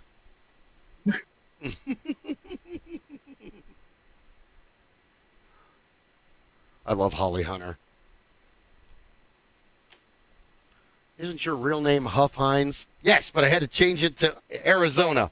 Why did you do that? Because now nobody wants to buy anything called Unpainted Huff Hines. That was one of the stupidest conversations ever in a movie, and it was awesome. I've never seen it. Really? I've never seen it.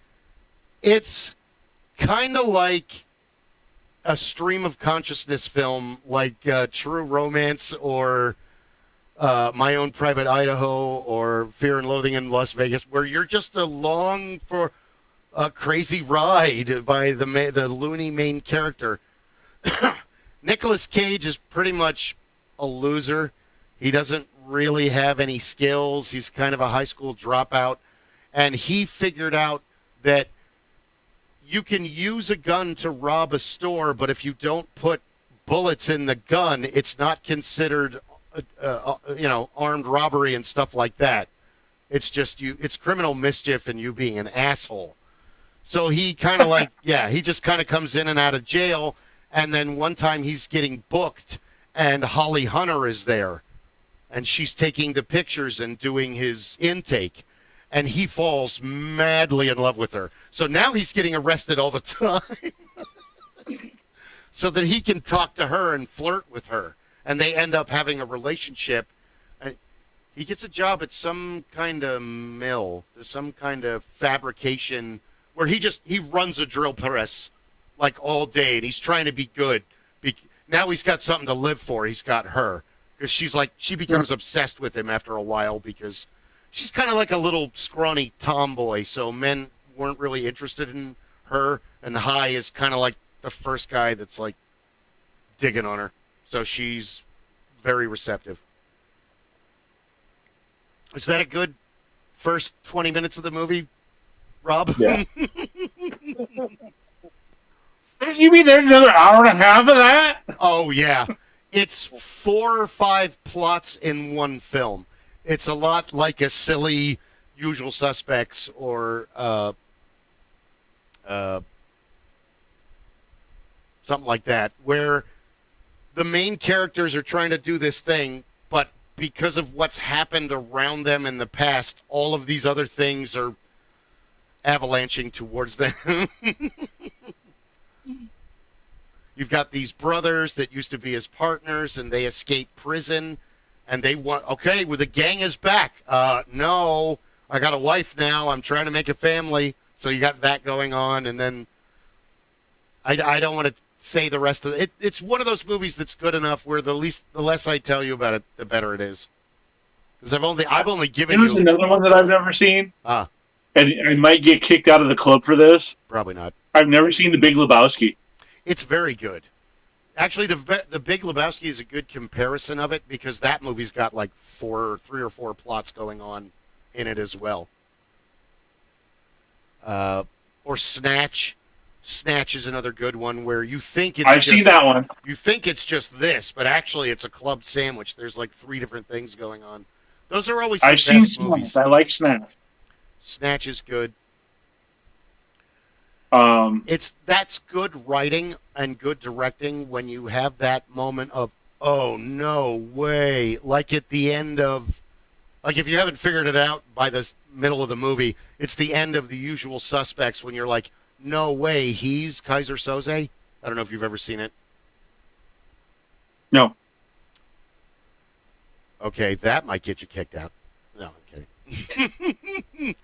The Usual Suspects is a crime scene, and the movie is the detectives finding out what happened. And they only find like 2 people alive at the crime scene, and both of them were hiding for their lives. One guy is in serious critical condition, and the other guy is, well, I forget what Verbal has. He's handicapped, so he couldn't like run away. Okay. So you find out through the whole movie that That one did it. yeah, you end up doing that through most of the film. Hey, no, that guy. Is it him? Shit. So it's kind of like watching that movie is like watching a modern day Shadowrun, a lot like Breaking Bad, where, okay, here's the bad stuff that happens. Okay, you guys, I need you to do this bad stuff. Okay, also there's this bad stuff. Also, you're involved in this bad stuff that's so big, and it's all your fault. But all of them are dead by the time the movie starts.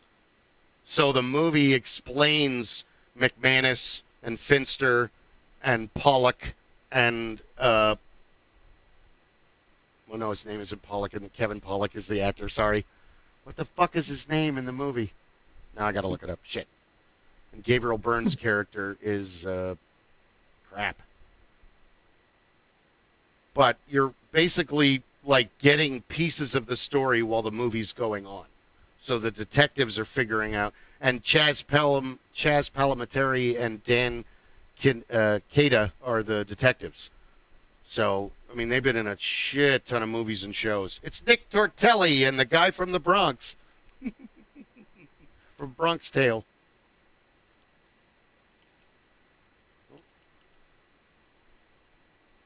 What the hell is Kevin Pollock's character's name?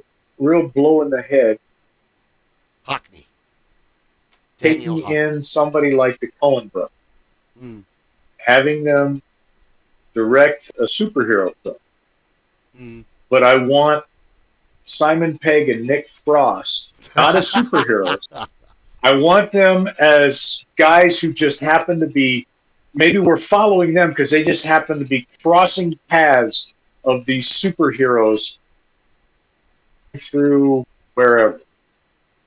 So Raising Arizona brought that to my head. So yeah, here they are. They're walking through, and Simon Pegg and Nick Frost are just saying, "What the hell was that?" And now they're seeing all the action. They're being, somehow they get because they're in the right area, but they're not the superheroes. Gotcha. And then they think they got loose. We're moving on to the next place. We're following them, and then bam, something else happens. It's like, what the hell are we doing here? And why is this happening to us? Well, Bryan Singer is the one that did the usual suspects, and I just noticed this. He's already got a pretty damn good pedigree for superhero movies. Yep. Let's start at the Yeah, he beginning. did X-Men, didn't he? Yes, he did. 3 of them. X-Men United in 2003. He did Superman Returns in 2006. And before that, 2006, Look Up in the Sky, The Amazing Story of Superman. And then Valkyrie, Plot to Kill Hitler. I haven't seen that, but everybody I know that's seen it said it was a really good movie. X-Men Origins Wolverine. X-Men First Class. X-Men Days of Future Past, X-Men Apocalypse. So he's kind of... So he's a franchise X-Men guy. Yeah, do we want to put him behind again? Do we want to give somebody else a chance? This goes back to my make a movie for $30 million and have 4 movies and 4 directors and 4 casts and really make use of the sets that you paid millions of dollars for. He did Jack the Giant Slayer, too. I really want to see that. I haven't seen that yet. I heard it was good.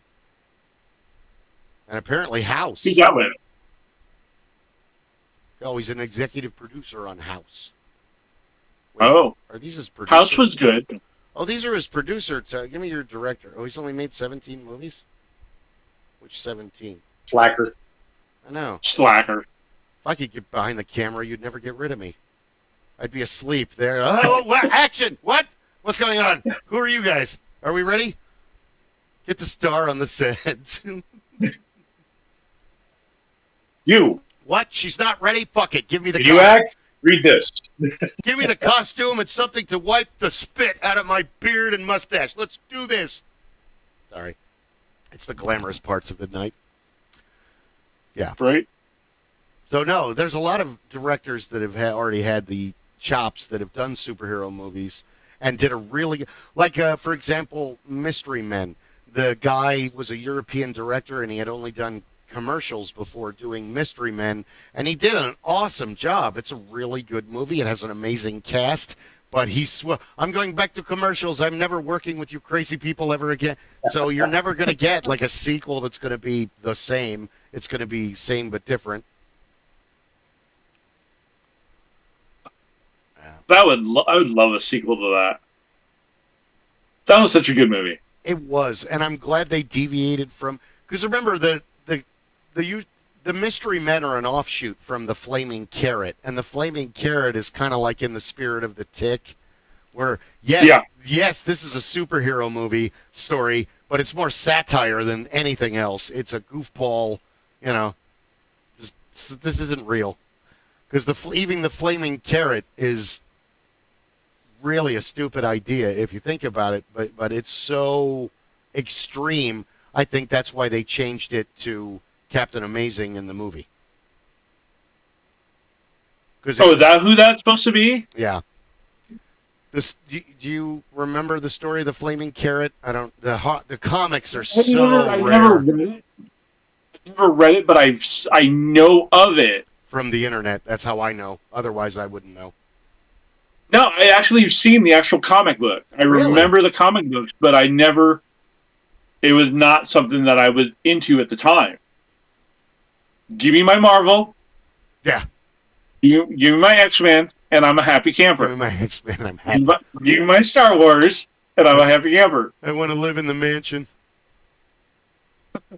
But no, when I was reading them, the mansion that was gone, and they were living in the outback of Australia. Oh, that's right. That was the later part of it. No, but the Flaming Carrot is basically that a guy bets another guy that he can't read, 1,000 comics in 2 hours or something like that?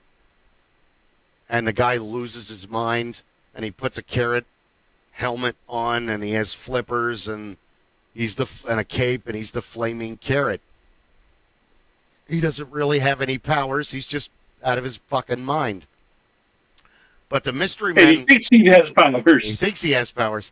But the Mystery Men were made as kind of a disposable loser force, where most of them get killed. It's funny that the amazing William Macy played the shoveler in the movie, because if you read the comics, he's actually more like Danny DeVito. Danny DeVito should have played the shoveler. But the main focus on that one was it was a, what was it, made in the 70s or the early 80s, and it was an interracial relationship because he was a white guy with a black wife, so they made a big deal about it. The Spleen was a completely different character. I don't remember a lot of... Mr. Furious had his powers when he got angry, but when he falls in love, he loses all of his powers.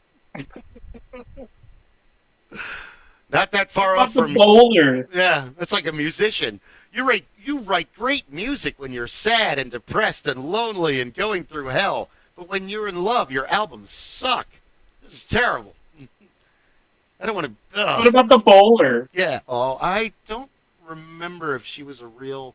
It's been so long since I read about it. Because the movie was just amazing. Ben Stiller as Mr. Furious. And, Jimmy Garofalo was the bowler. yeah. And Jeffrey Rush is Casanova Frankenstein. Who has the best name of all villains ever in all comic book history. Casanova Frankenstein. How many outtakes do they have where they couldn't stop laughing while reading the name, Casanova Frankenstein! They probably have quite a few. It's probably the same thing as when they had to reshoot all the Star Wars lightsaber scenes because the guys were making the noises. Oh, yeah. And they're like, stop that! Sorry! And then they would make them stop it, and they would do it for a little bit, and then they would start making the noises again, and they would get yelled at again. Hayden Christensen and I totally do not blame you. I would probably get yelled at 1,000,000 times too if I was an egg. Bill! Oh, sorry. You didn't have to. I get in trouble at work like almost every other week for something stupid. So yeah, I would probably get in trouble today. You showed up early, but you won't stop making the lightsaber noises. What the fuck, man? I'm sorry. It's an unwritten rule. And if you can get your hands on a wrapping paper tube, all bets are off. Right? The Sith family I live with is going down. I knew they were informants. Okay, so at work, I've been making this joke, and all of my geek coworkers think it's hilarious. So, traditionally, we wore blue shirts that just said in small letters, security on them. Then the upper-ups decided that we needed different colored shirts. And we were opposed to this idea. Now, the first shirts they brought us were black with white security, and then across the back in large letters, security in white. I love black. It's great. I wear it all the time. But this is Arizona in the summer. Fuck no, because I have to walk the pools and all that. Please no, just no. So they decided to only make the supervisors wear black, and they gave all of us white shirts. Dude, I am an ultra slob. You're going to find out just how messy I am. Like my supervisor, Dustin, you're going to go dumpster diving in that white shirt, aren't you? Oh, yeah.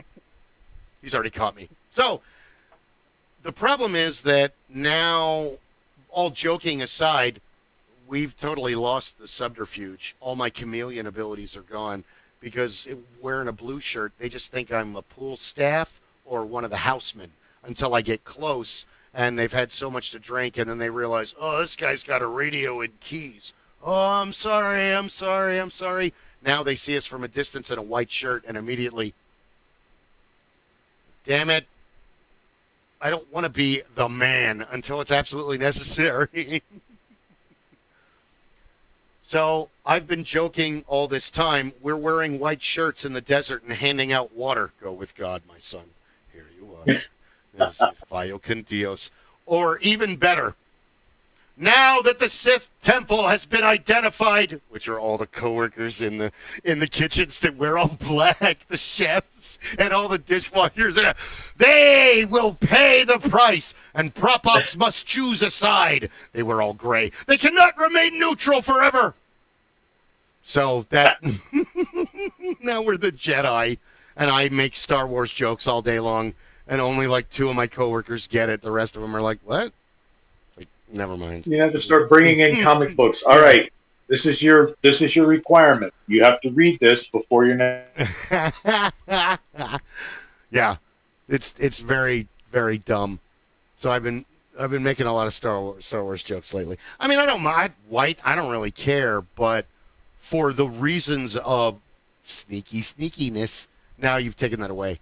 I'm visible now, which kind of sucks because they would treat me like I'm, a waiter or something, and then I'd be like, no, dude, you need to stop this right now, or I'm calling the police, which is the extent. I don't get a taser or a gun or a baton or anything cool. I just get stop, or I'll say stop again. I have a radio. Yeah. I can call more people with more radios. These fucking women at the adult pool on Friday.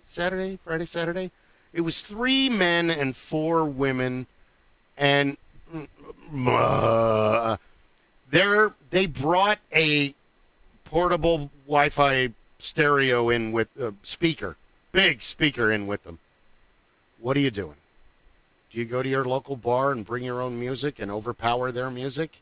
I mean, especially this is the adult pool. We usually have reggae or Sublime or something cool going on in there. Devin picks all the music, and damn it, he does a good job. So Tanner tells them to turn the music down. A couple other people tell them to turn the music down. Devin tells them to turn the music down. Then, like an hour later, Devin calls me. Go tell them to turn the music down. Motherfucker. Okay, because you paid, was it $38 for a room, so now you own the resort. I understand now. I get it. So I walk up to him, hey, guys, come on. You've been told. You got to turn it down. I don't want to do paperwork. You don't want to get in trouble. Why do we have to? We got complaints. And the lady snaps off with the gut response of the low IQ. Well, who's complained? Like I'm going to tell you. That guy right there, Steve. Let's get him. Fuck Steve. So I just look at her and I go, after 5, does it really matter?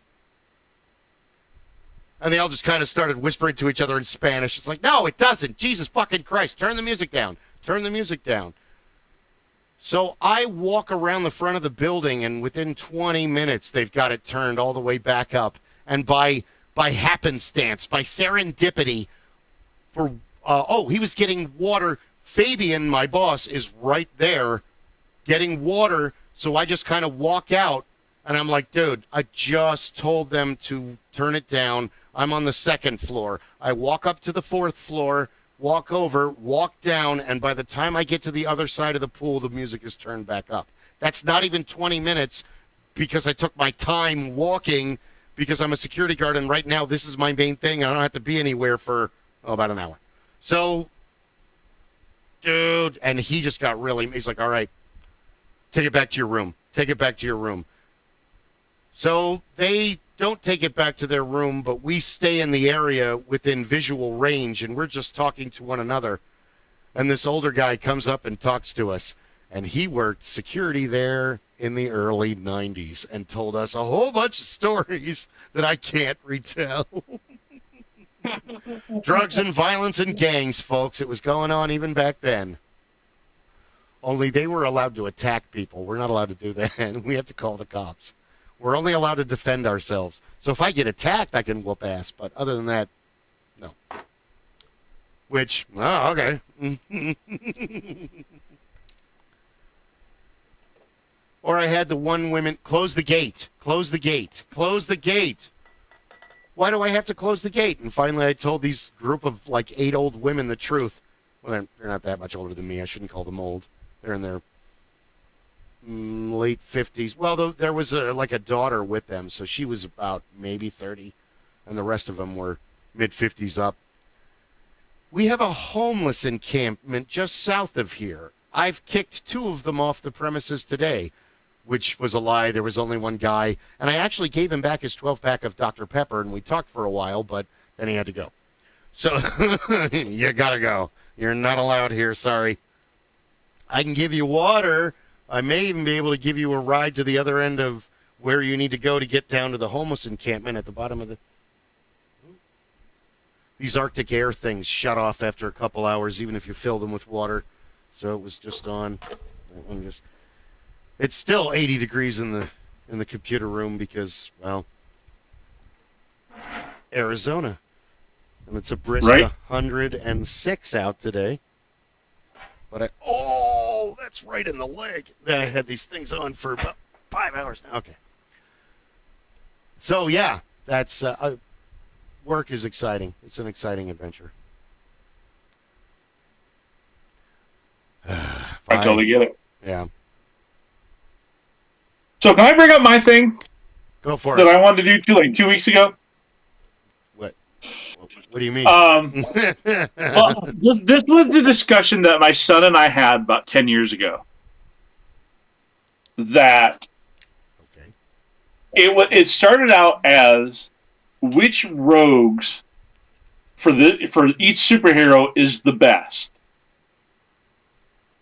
between Batman and Spider-Man. Which rogues? Which rogues gallery is the best? But I got to thinking about it.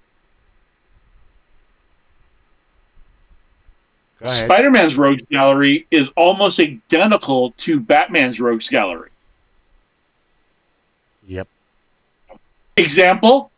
Please. You have the Joker in Batman's. Yep. You have the Green Goblin in Spider-Man's. Exactly correct.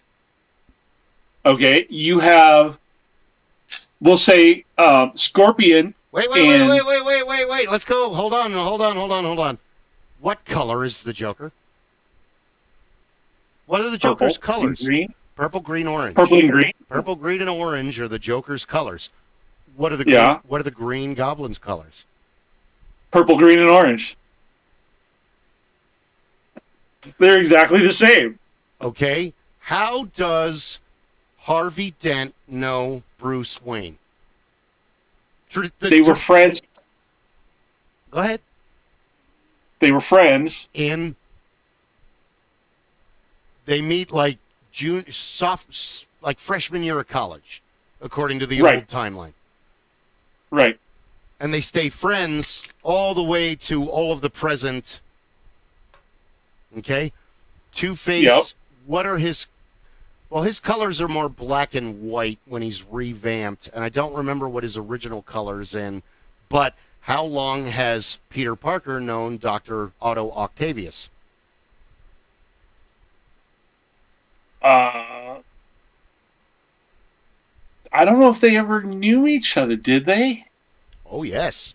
Otto Octavius would teach summer school programs to gifted children about cold fusion, and Peter Parker was one of his favorite students. Because Peter... Okay, I did not know that. Peter understands science on a level of like Reed Richards understands science, like Tony Stark.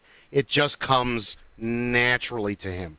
So the main storyline was that Peter Parker took Otto Octavius's science clubs when they were available in the inner city in New York, because Octavius would really take any job he could. He's an immigrant. He's a foreigner. You're coming into the 60s, and it's still not really totally cool to be German in America because the Nazis. So he kind of like does whatever he can, and he loves teaching. He loves science. He loves learning. It isn't until the traumatic accident that he becomes Dr. Octopus. Before then, he's just Dr. Otto Octavius, physicist, scientist. He's kind of a philanthropist in a way, since he's working with inner city children. And it's the same kind of thing with Norman Osborn. I'm glad you brought up the Green Goblin first and not Hobgoblin or any of the other ones, because...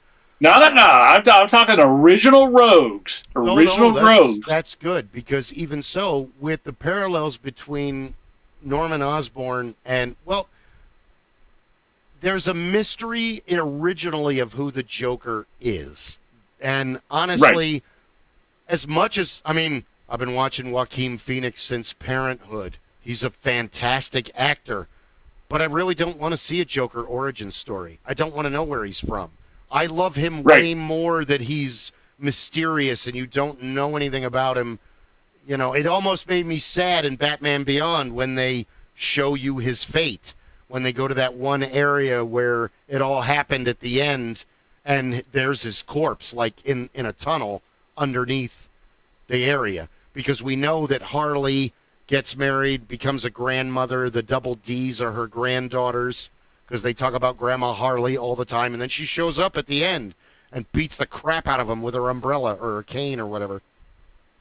But with the Green Goblin, Norman Osborn is a Tony Stark, Hammer. He's one of... There are several Elon Musk, Howard Hughes type of characters in the Marvel universe, and for that matter in the DC universe. But in the Marvel universe, they're all kind of centered in New York. So it's different when you have the aspect of Otto Octavius is basically Two-Face, but really in essence he functions at...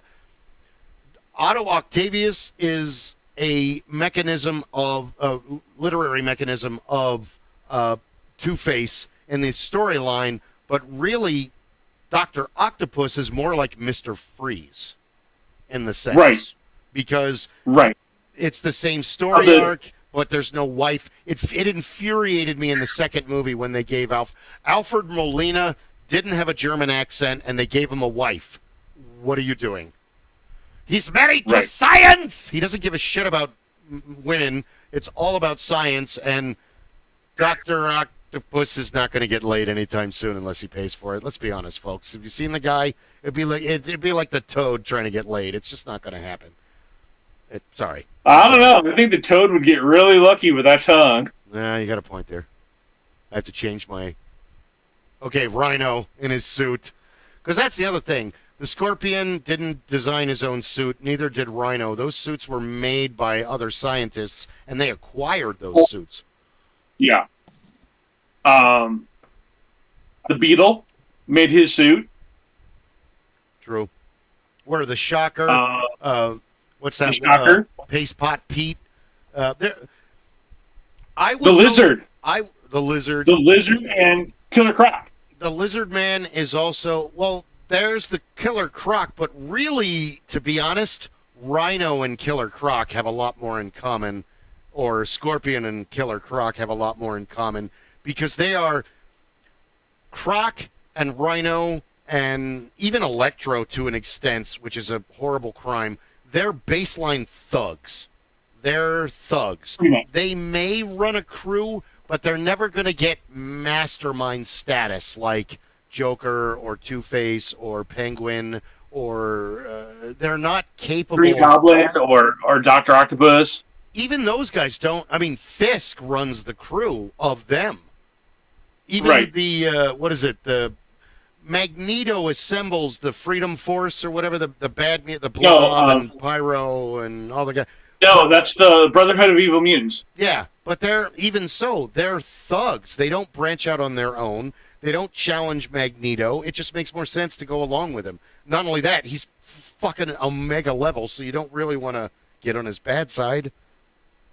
Not when he can slip you iron pills and then rip your body apart. Right. It's a brilliant part of that. Magneto has always been one of my favorite villains because he's just so universally interesting in the storyline, even in the movies. Right. And having Gandalf play and having Ian McKellen playing was just spot on. And when who is it that plays him when he's younger? He did an amazing job too. Oh, because James McAvery. Fassbender? Yeah, Fassbender. He did a great job as Magneto, and James McAvery did a wonderful job as Charles Xavier in the younger iteration when it wasn't Sir Patrick Stewart. Or it's Sir Ian McKellen now, isn't it? He got knighted, didn't he? Yeah, He got his OBE, Order of British Excellence. That's a knighthood, Americans. I listen to a lot of the Goon Show, which is a radio program with Peter Sellers, Spike Milligan, and Harry Seacom. And the running joke is constantly in almost every episode, whenever they do something mundane or completely ridiculous, you'll get your OBE for this. Oh, thank you. You'll be knighted for this. Okay. Sorry. No, you're good. I got a cartoon. So yeah, brain. my son and I had an hour-long conversation on the which rogues. I mean, they're practically interchangeable. They really are, and we're not done by a long shot. I'm just warming up because Batman has Catwoman, but Silk Sable and the Black Cat don't come till way later, and Mary Jane kind of functions as his femme fatale. And again, because they have such a long history, he's fucked Mary Jane over a lot as a friend. And not only that, she sees him as a friend. She doesn't actually get attracted to him until she finds out that he's Spider-Man. And even so, it's on one end, it's like, you bitch. You don't like me for me. You only like me when I'm someone else. But I'm the same guy. And I've saved your life more times than you can count, because they downplayed that in the movies. He saves her a lot more. And I'm so glad that the woman that played Aunt May in the first couple movies was that actress, because they had Sally Field. Aunt May should never be sexy. She should never be hot. She should be a crusty little old woman with like a 2 strength and like a 5, wisdom, because she just believes the newspaper and J. Jonah Jameson, and she's like locked in that 1940s, go USA, and the world has changed. And Aunt May cannot handle that. That's why Spider-Man is weird and scary and those awful mutants, and she only likes Captain America. Why? World War II. Yeah, World War II, right. Yeah. So Aunt May is pro-Avengers and anti-everyone else, even though she has no fucking concept that her nephew is one of the most amazing superheroes that was ever created. Or born, in her case, because she's not real. Neither is he. So, okay, let's branch off from this, because I want to go back to Rob's question from earlier. Oh, not about me. directors and movies. Go ahead. Okay. Have either one of you read The Marvels? No. But the movie looked awful. No, not that one. I'm talking about the Alex Ross and Mark Waid book. I have a love-hate relationship with Alex Ross, because the hate is he draws the costumes so real, it takes away a little bit of the mystique and magic. On the other hand, hands down, the man is just an amazing fucking artist. Oh my God, I love all of the paintings that he does. And they're all hand-painted. I know. They're watercolor. He's like the Studio Ghibli of America. Right. Now, Marvels follows a young photographer, through all of the ages of Marvel. Starts from the 40s with the original Human Torch.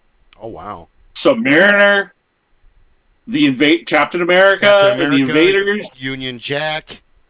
All of it. Nick Fury. Right. Sarge Fury. It was Sergeant Fury in the Howling Commandos. That's now, the one. he was a photographer, like a war photographer, so he starts as a war photographer in World War II, and it follows him coming back to the United States, getting married, taking pictures of he's there for the birth of those superheroes. Fantastic Four, Spider-Man. Oh, wow. Doctor Strange, everybody. Yeah. Who could we have direct this as a movie or a series of movies where you see the normal guy seeing all of this happen right before his eyes. Okay, who's your choice? That's what I'm asking you. I'm like at a loss for this because you'd have to have your action adventure, and you'd have to have your small, tender, intimate moments between the characters. You'd have to do it in the style of, like, okay, Dazed and Confused is a party movie, yeah. But it's also like the first Avengers, where it's a very good outsider intro movie, like Waiting. Like, when you watch the movie Waiting, you feel like the young waiter talking to all the different people. And if you spent any time working at a restaurant, all those people are spot on. You've worked with or met all of those people. The dishwasher, the crazy waitress, the super hot waitress that gets all the tips and everybody wants our tables. It's all the same game. So I would have to have a director do it in that style, where all too many times the James Bond beginning doesn't work because it's not established enough. You expect there to be chaos in the beginning of a James Bond movie because as soon as he gets back to headquarters, it's going to be explained what you were seeing and what happened and what the outcome was and how much damage he did. Really, 007, did you understand? So that works because you expect a certain level of decorum and plotline from James Bond. He's pretending to be somebody, shit's going to go sideways, he's going to fuck shit up, grab the whatever, and then escape like a ninja, or guns a-blazing, everyone here's going to die. And that's why it works. Because as soon as M gives him his debriefing and he flirts with Moneypenny and all that, okay, that's why it was that. He was doing this. Even the silly ones like Octopussy when he's at the circus. At least they explain what's going on after it happened. Because in the beginning you're like, why did he kill him? Who's that guy? Hold on, wait. Dude, it doesn't matter. Don't even try to figure everything out. It's all going to be explained in 10 minutes. Right. So you can't do that with every story. It's fine for Mission Impossible. It would be fine for The Punisher. It would be fine if you did that and you were starting with Morph or Mystique. Because that would be in keeping with the plot line for what you're going to see, where every character that shows up, you're going to be like, is this really him? Is that really her? Might be Morph. Might be Mystique. Because she can be anybody. It's the same thing with why haven't they made more Darkman movies? That script writes itself, because all he has to do is go to a new town, find a crime syndicate, and pretend to be everybody and take it down. Oh my God! Like, why isn't this a series? What is it? Darkman. Oh yeah. There were 3 Darkman movies, but really, Darkman could be remade now and in multiple forms. And the fact that the technology has changed since 1990, it would make it more exciting that they caught him on like a CCTV, and they're like, "What the fuck?" And now the police are looking for this guy that could put on a mask and glove hands and be other people for 99 seconds. And it's still Liam Neeson. It could be anybody. That's the beauty of Darkman. Anybody can be. No, it's got to be Liam Neeson.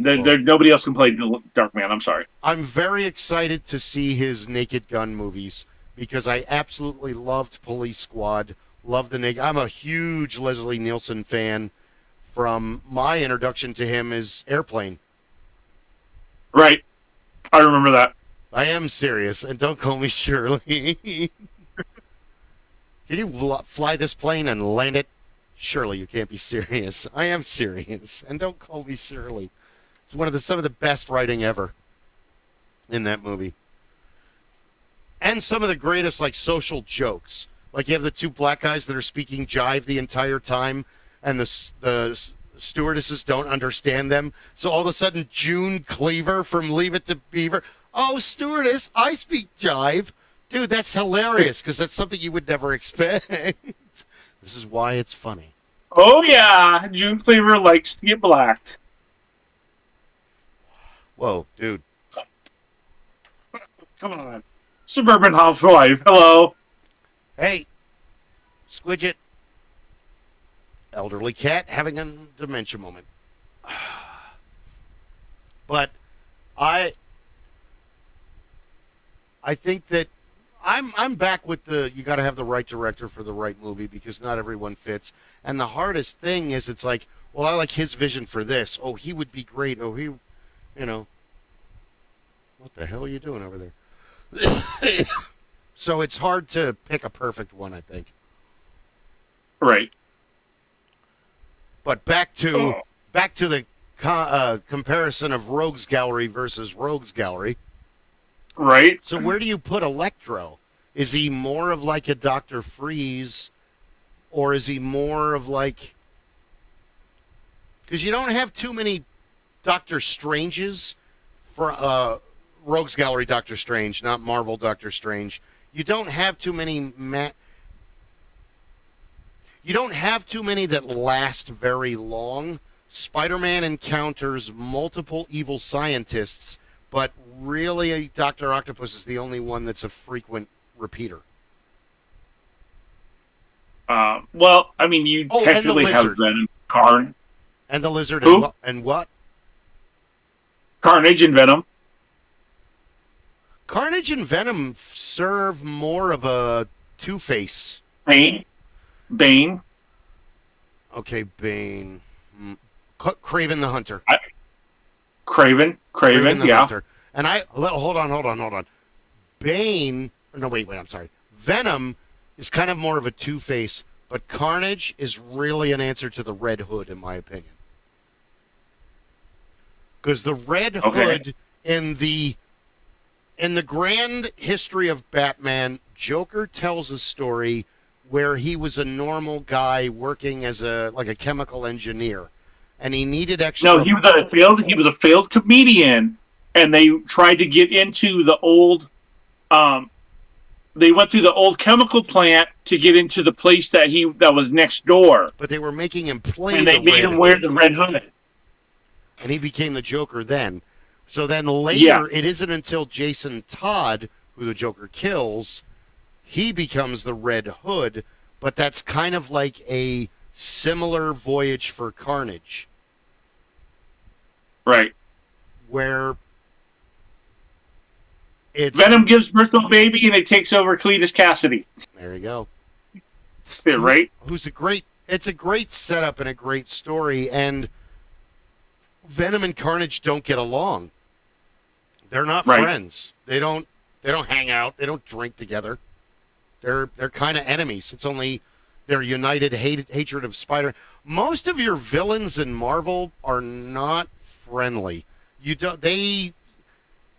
different in DC. DC has that bad guy bar concept that really just doesn't exist in Marvel. They just kind of hang out. I can't remember any bad guy hangouts in Marvel, but in DC, I think there's at least 3 of them. One in Metropolis, a couple in Gotham, one in Central City. There was one in Marvel that I remember. Go ahead. But it was it was underground, and it was mainly C and D list villains. It's more it's like the Tick and the Evil Eye Cafe. These are kind of loser supervillains. They're not, Chairface Chippendale doesn't hang out there. And if I remember correctly, Sin Eater went through there and killed a lot of those villains. And, you know, he was a villain killer. Yeah. He went and killed villains. The problem too is that they're going to do secret wars, and if in order for them to do secret wars, they're going to have to. We haven't even discussed Sandman and Hydro Man and Mysterio and the Chameleon and all of the. Because I would say this: Batman has more gang villains, like the Black Mask, than Spider-Man does, where Spider-Man has thugs that sometimes, like the Sinister Six, and there's a couple other times where, like Hammerhead and the guy, the Absorption Man, and a couple of the others gang up to get Spider-Man, and they do a pretty good job, but they don't realize that half the time, Spider-Man, like Superman, is constantly holding back. If he really hit another human being, he would fucking kill him. Because Spider-Man can lift. He's spent. There's a 10 reason. tons? There's a reason he could stop the subway, because he's strong enough to stop the subway train. He's that strong. Which, And another thing about the Batman villains, they kill. I mean, every Batman villain kills. They have no qualms with killing. Yeah, very well. Marvel villains, they don't kill. There are instances where they don't kill, but usually the victim ends up in the hospital, and then a family member goes to the hero. That's a lot of the whole Luke Cage stories, is that he's Luke Cage, hero for hire. And someone will come to him and say, I have this problem in Harlem. This person is causing grief or doing whatever, and I'm going to pay you to rough them up. And then Luke Cage goes to do that, and he realizes, oh, this is a much bigger plot than just that. Because that's another reason why Power Man, Luke Cage, hero for hire, he's one of my favorite heroes, like Spider-Man or Iron Fist or Daredevil, because these are peasant heroes. They aren't particularly liked. They aren't given parades or special days, but the city needs them. The village needs them. Monsters show up all the time and need to be driven away or destroyed, and that's what these guys do. Luke Cage, I'm sorry, it has fantastic biblical overtones. All of his villains are named after snakes. He has a total redemption arc. Now, they changed it a little on... he's not from Savannah, Georgia. In the comics, he's from Harlem. Yeah. But he kind of has to change it. He has to rebrand himself because he has a criminal past. Right. And then he gets tortured and almost killed by a super racist warden. That's totally in the comics, just like it is in the show. The best thing they did was they dropped the 70s outfit. Oh, come on. No, never. Sweet Christmas. Sweet Christmas. Never a fan of that. Even Iron Fist's, I mean, my favorite color's green, so that's cool, but that outfit is just a disco nightmare. It's absolutely, it's like... What, a bright yellow shirt? Yeah. Not, open bare-chested? Everybody absolutely hated Finn Jones as Danny Rand. Dude, he did fine. You're not going to find a white dude who looks like he was raised from 9 years old on in a dojo. You're not going to find him. Sorry. And if you do, he's not going to be able to act like that guy did. Right. You're not. It's just bring Donnie Yen into it, and you'll be fine. And he did a good job. And, dude, Iron Fist is not a complex story. It's basically a Batman story, only he can punch through anything, whereas Bruce Wayne does the more sneaky detective stuff. But right. One of the biggest problems is the elapse of time. Because Daredevil Iron Fist, Power Man, Spider-Man, all these dudes, they're all friends. They all know each other. They all run into each other. There is a time when they're trying to prove that Matt Murdock is actually Daredevil. And Danny Rand breaks into Matt Murdock's apartment, finds his Daredevil he knows where it is, and he dons the Daredevil outfit and then zips through the city like Daredevil to prove that Matt Murdock is not Daredevil. And the city buys it. They're like, holy shit! Because I think there's an inch difference. I think Danny Rand is like 6 feet, and there's like a couple inches in their height and build. They're very similar. And in a Daredevil costume, in a Daredevil costume from several flights of stories up, you're not gonna. It's Daredevil. You can't tell. Fuck no, it's Daredevil. It's Daredevil.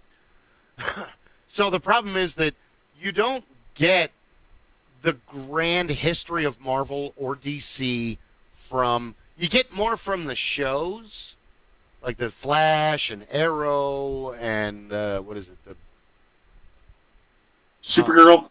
The time I haven't watched Supergirl yet. Legends of Tomorrow. Legends of Tomorrow, and I've tried to watch a lot of them because I'm kind of ignorant to DC.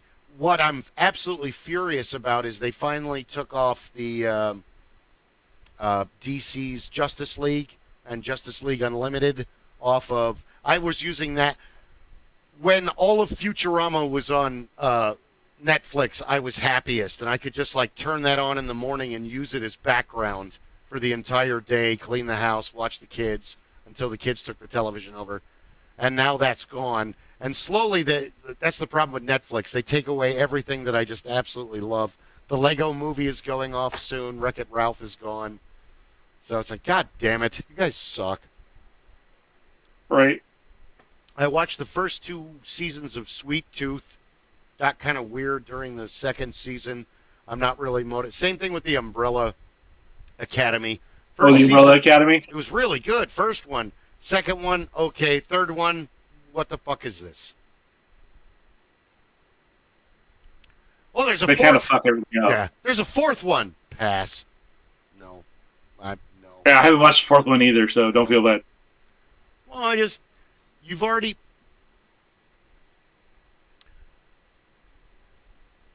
I'm going to watch Sandman, though. I really wanted more from that because it looked really good and it started off good. But the problem is that it's geared towards a today audience where they zip through all of the cool, exciting, and interesting stuff, and then they spend 40 minutes on focusing on the mundane. So you're basically telling all the children, don't worry, kids, you can't do it. Even heroes are boring. Stay at home. Don't leave the house. Stay on the internet. Meta AI needs you, kids. So I really want to see Fallout 76. It looks good. The cast looks amazing.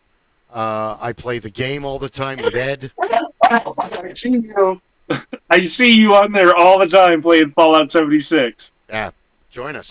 Join Ed and I. So but I don't really know a whole lot about the world. Same thing with Half-Life. To me, and I jokingly, okay, we're going to play Gamma World. Oh, I mean Fallout 76. Because to me, it's Gamma World. It's literally fucking Gamma World. Pure strained humans are the Vault Dwellers. I played Gamma World when it came out. Me too. I loved it. It's weird now. It's more like a board game than. Is it? Fucking TSR. Fucking Wizards. Wizards of the TSR Coast. Yeah. They tried to bring back Star Frontiers, and I absolutely love Star Frontiers, but I never ever met people that played Traveler, so I never had the experience. I played Traveler once. No, it was GURPS. Never mind, I played GURPS once. too freaking complicated, man. But I played a lot of Star Frontiers. Oh, I'm jelly. I'm totally jealous of you. No, don't be. Star Frontiers is very set up for the DM to paint the canvas. It's very open. Most of space is not even flushed out. They want you to do it on your own. To you to come up with your own planets, your own storylines. Most of the races get along. I think there's, after the third book comes out, they add space dwarves, kangaroo people, rabbit people, and mechanical, like mechanoids. Besides the Dralazites, the Yazarians, the Vrusks, and the humans, you can't play Sathar. They're literally designed to be the bad guys, and they hate everything that isn't them. And they're these giant 2.5 meter space worms with arms and legs. Okay. This is stuff of fucking nightmares, if you ask me. Space worms with arms and legs that hate us. Gross. I did a thing last week. I started writing Dashfire Inc. as a drama. Oh, I started writing the script. We'll get to that. I haven't even opened your email that you sent me months and months I ago. haven't sent it. That's why I have not sent it. You sent me. Okay. I have not sent you anything yet. I wrote about 1,000 words last week. Like last Friday. Okay. It's like I'm breaking it up into like short episodes. And like a narrator, and then a couple voice actors, and then episode 2 narrator, and adding the main characters, Dr. Brown, his daughter. So I'm just getting into it. I want to write another full episode or 2 before I send it to you. Oh, right on. Speaking of voice acting, real quick. I normally work 3 to 11 at work, and there's the bellmen that drive the golf carts and the shuttles all around the resort, because the resort's big. There's 584 rooms. So I'm used to working with these 5 certain guys. Well, I'm working in the morning, and I don't really know any of these guys. They're all the guys that are like leaving when I'm coming in. So there's people at the falls, and they want to go to building 14, and I didn't even think about it. And they're like, can you call the bell desk? I'm like, did you try the thing? And they're like, yeah, and they haven't come by. So immediately I switched to the thing, and I used my radio announcer voice. Security to bell desk. Pick up for a family of 6 and delivery at building 14. And all of a sudden this laughter comes over to my radio. Dude, you should be a radio announcer. If only I could find the job, baby. So yeah. And of course it always freaks out the people. And I'm like, I worked, I got the radio announcer voice, and I've worked in call centers forever. And I found that if I use the radio announcer voice when I call bell desk, they show up a lot quicker because they think it's hilarious. So yeah, sorry. No, that's awesome. That's awesome. Oh God, being a voice actor would be like the greatest thing in the world. Just sit in this little room and record and pretend all day. Fuck yeah, for 40 hours a week. Oh, I didn't do it right? 45 hours? Okay. Well, I think you would be really good for Dr. Brown. Excellent. I think you would be really good for Dr. Brown. I think eccentric. Yeah. Eccentric scientist. Hello, come on. Good news, everyone. I just say that for Fry's benefit. So yeah. So, but yeah, let me finish episode 2 and 3. Let me write those, and I will send it to you. Excellent. Okay. I hate asking. Oh, wait, hold on one second. I absolutely hate asking this question, but it's getting near 8:00. Rob, how you doing? I am beginning to become a pumpkin. If you guys want to continue on, by all means, I will gracefully step out. Damn it. No, I don't. I have seen. Well, I'm starting to smell myself, so know. Thank thank you for that, I think. So, yeah, we should probably end it. And then, yes, of course, I want to see it, but yeah, send it to me. Because you don't want to. I want to get Like and subscribe. episodes 2 and 3 done. Awesome. Have you made Okay. your YouTube channel yet? Did you start that? Then you could put your podcast on there. I put a couple videos up, but I haven't done much with it. I've been kind of in the dumps a little bit. Gotcha. I've been kind of depressed, thinking about stuff, and I've got some things in the works. Good. Stick to the positive. So, yeah, I'm moving in a positive direction, even though Core 6 will probably shut down at the end of the year. Which, no. It's for the best for me. It's the best because I've only done 3 shows this year, and I was supposed to do one on Saturday, and it fell through. So I probably got 3 shows left for the rest of the year, and then I think we'll be done. Gotcha. So, but I want to focus on the channel and writing other stuff. So it's all good. It's a chapter closing and a new chapter opening. Oh, I know that story all too well. Yeah, I know you do. And you'll be there with pom poms going rah rah rah. Yeah. Well, hopefully next week we'll have Guy and Ron back. Rob's friend Lunk is going to be joining us. You'll have to send me your treatment. We've got to get we'll get the one-off either Pathfinder or D&D thing going. Ed wants to be a part of that. I'm hoping Hannah has time for it. Kris, if you want to be a part of it, yes. Hopefully we're going to get Rob, the DM Rob, a different Rob. He never wants to play. He only wants to DM. Oh, thank God I don't have to DM. Oh, God, thank you.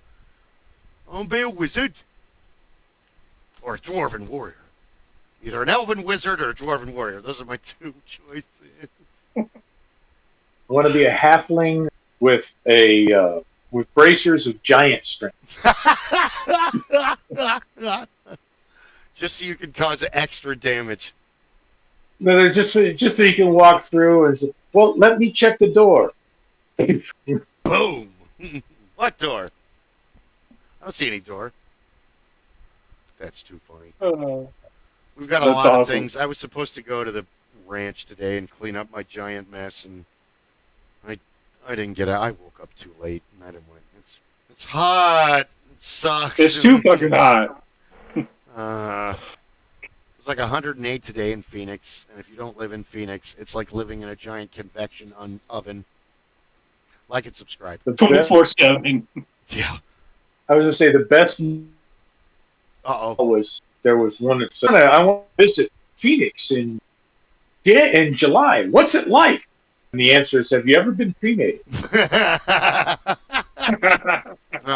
It's 8 p.m. on 7/14/25, and I just opened. Current Phoenix temperature. It cooled down to 103 degrees at 8 p.m. So this is the terribly high price we pay for never having to shovel snow, because shoveling snow at 103 degrees would be fucking torture. Yep. Yes.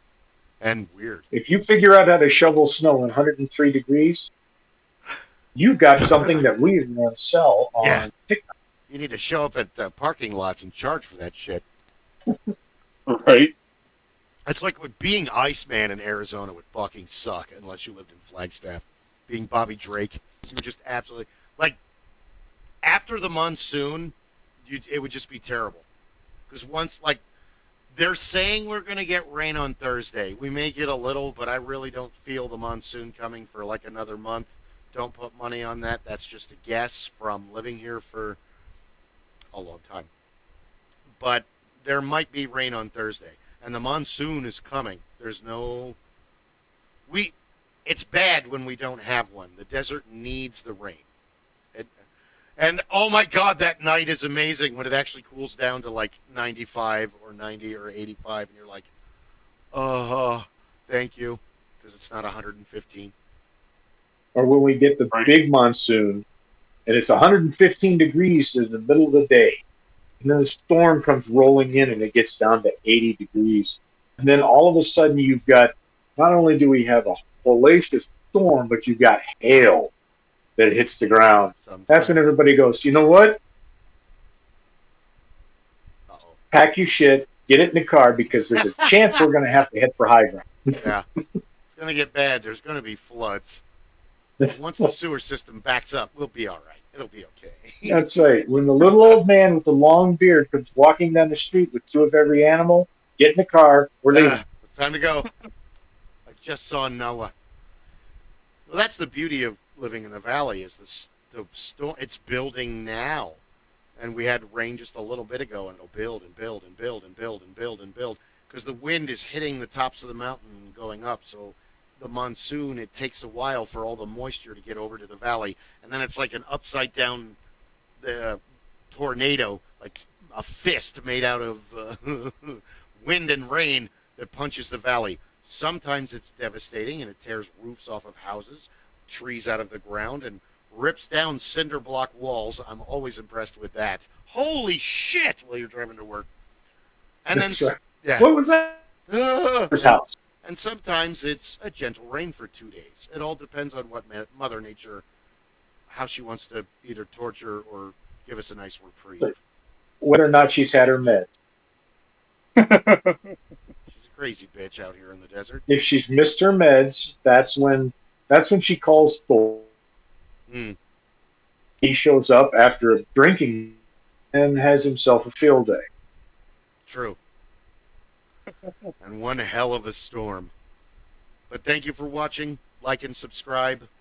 All right, we'll do a link next week. Thank you, Kris, for joining us.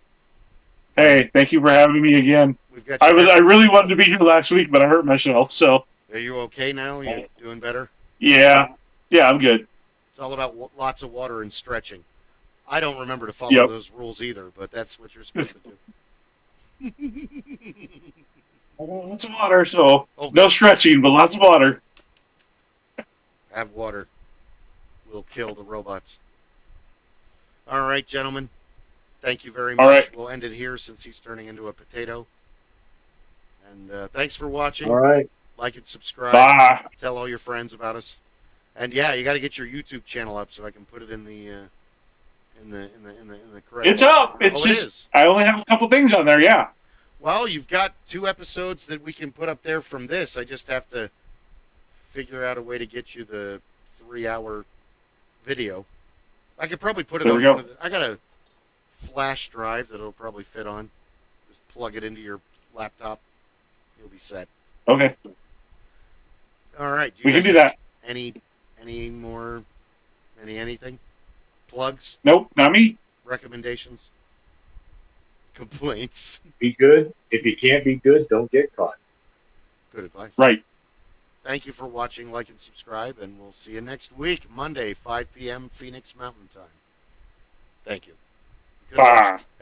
Stay geeky. You could have watched anybody, but you decided to watch us, and we thank you for that. Right. Thank you, gentlemen. Night, gentlemen.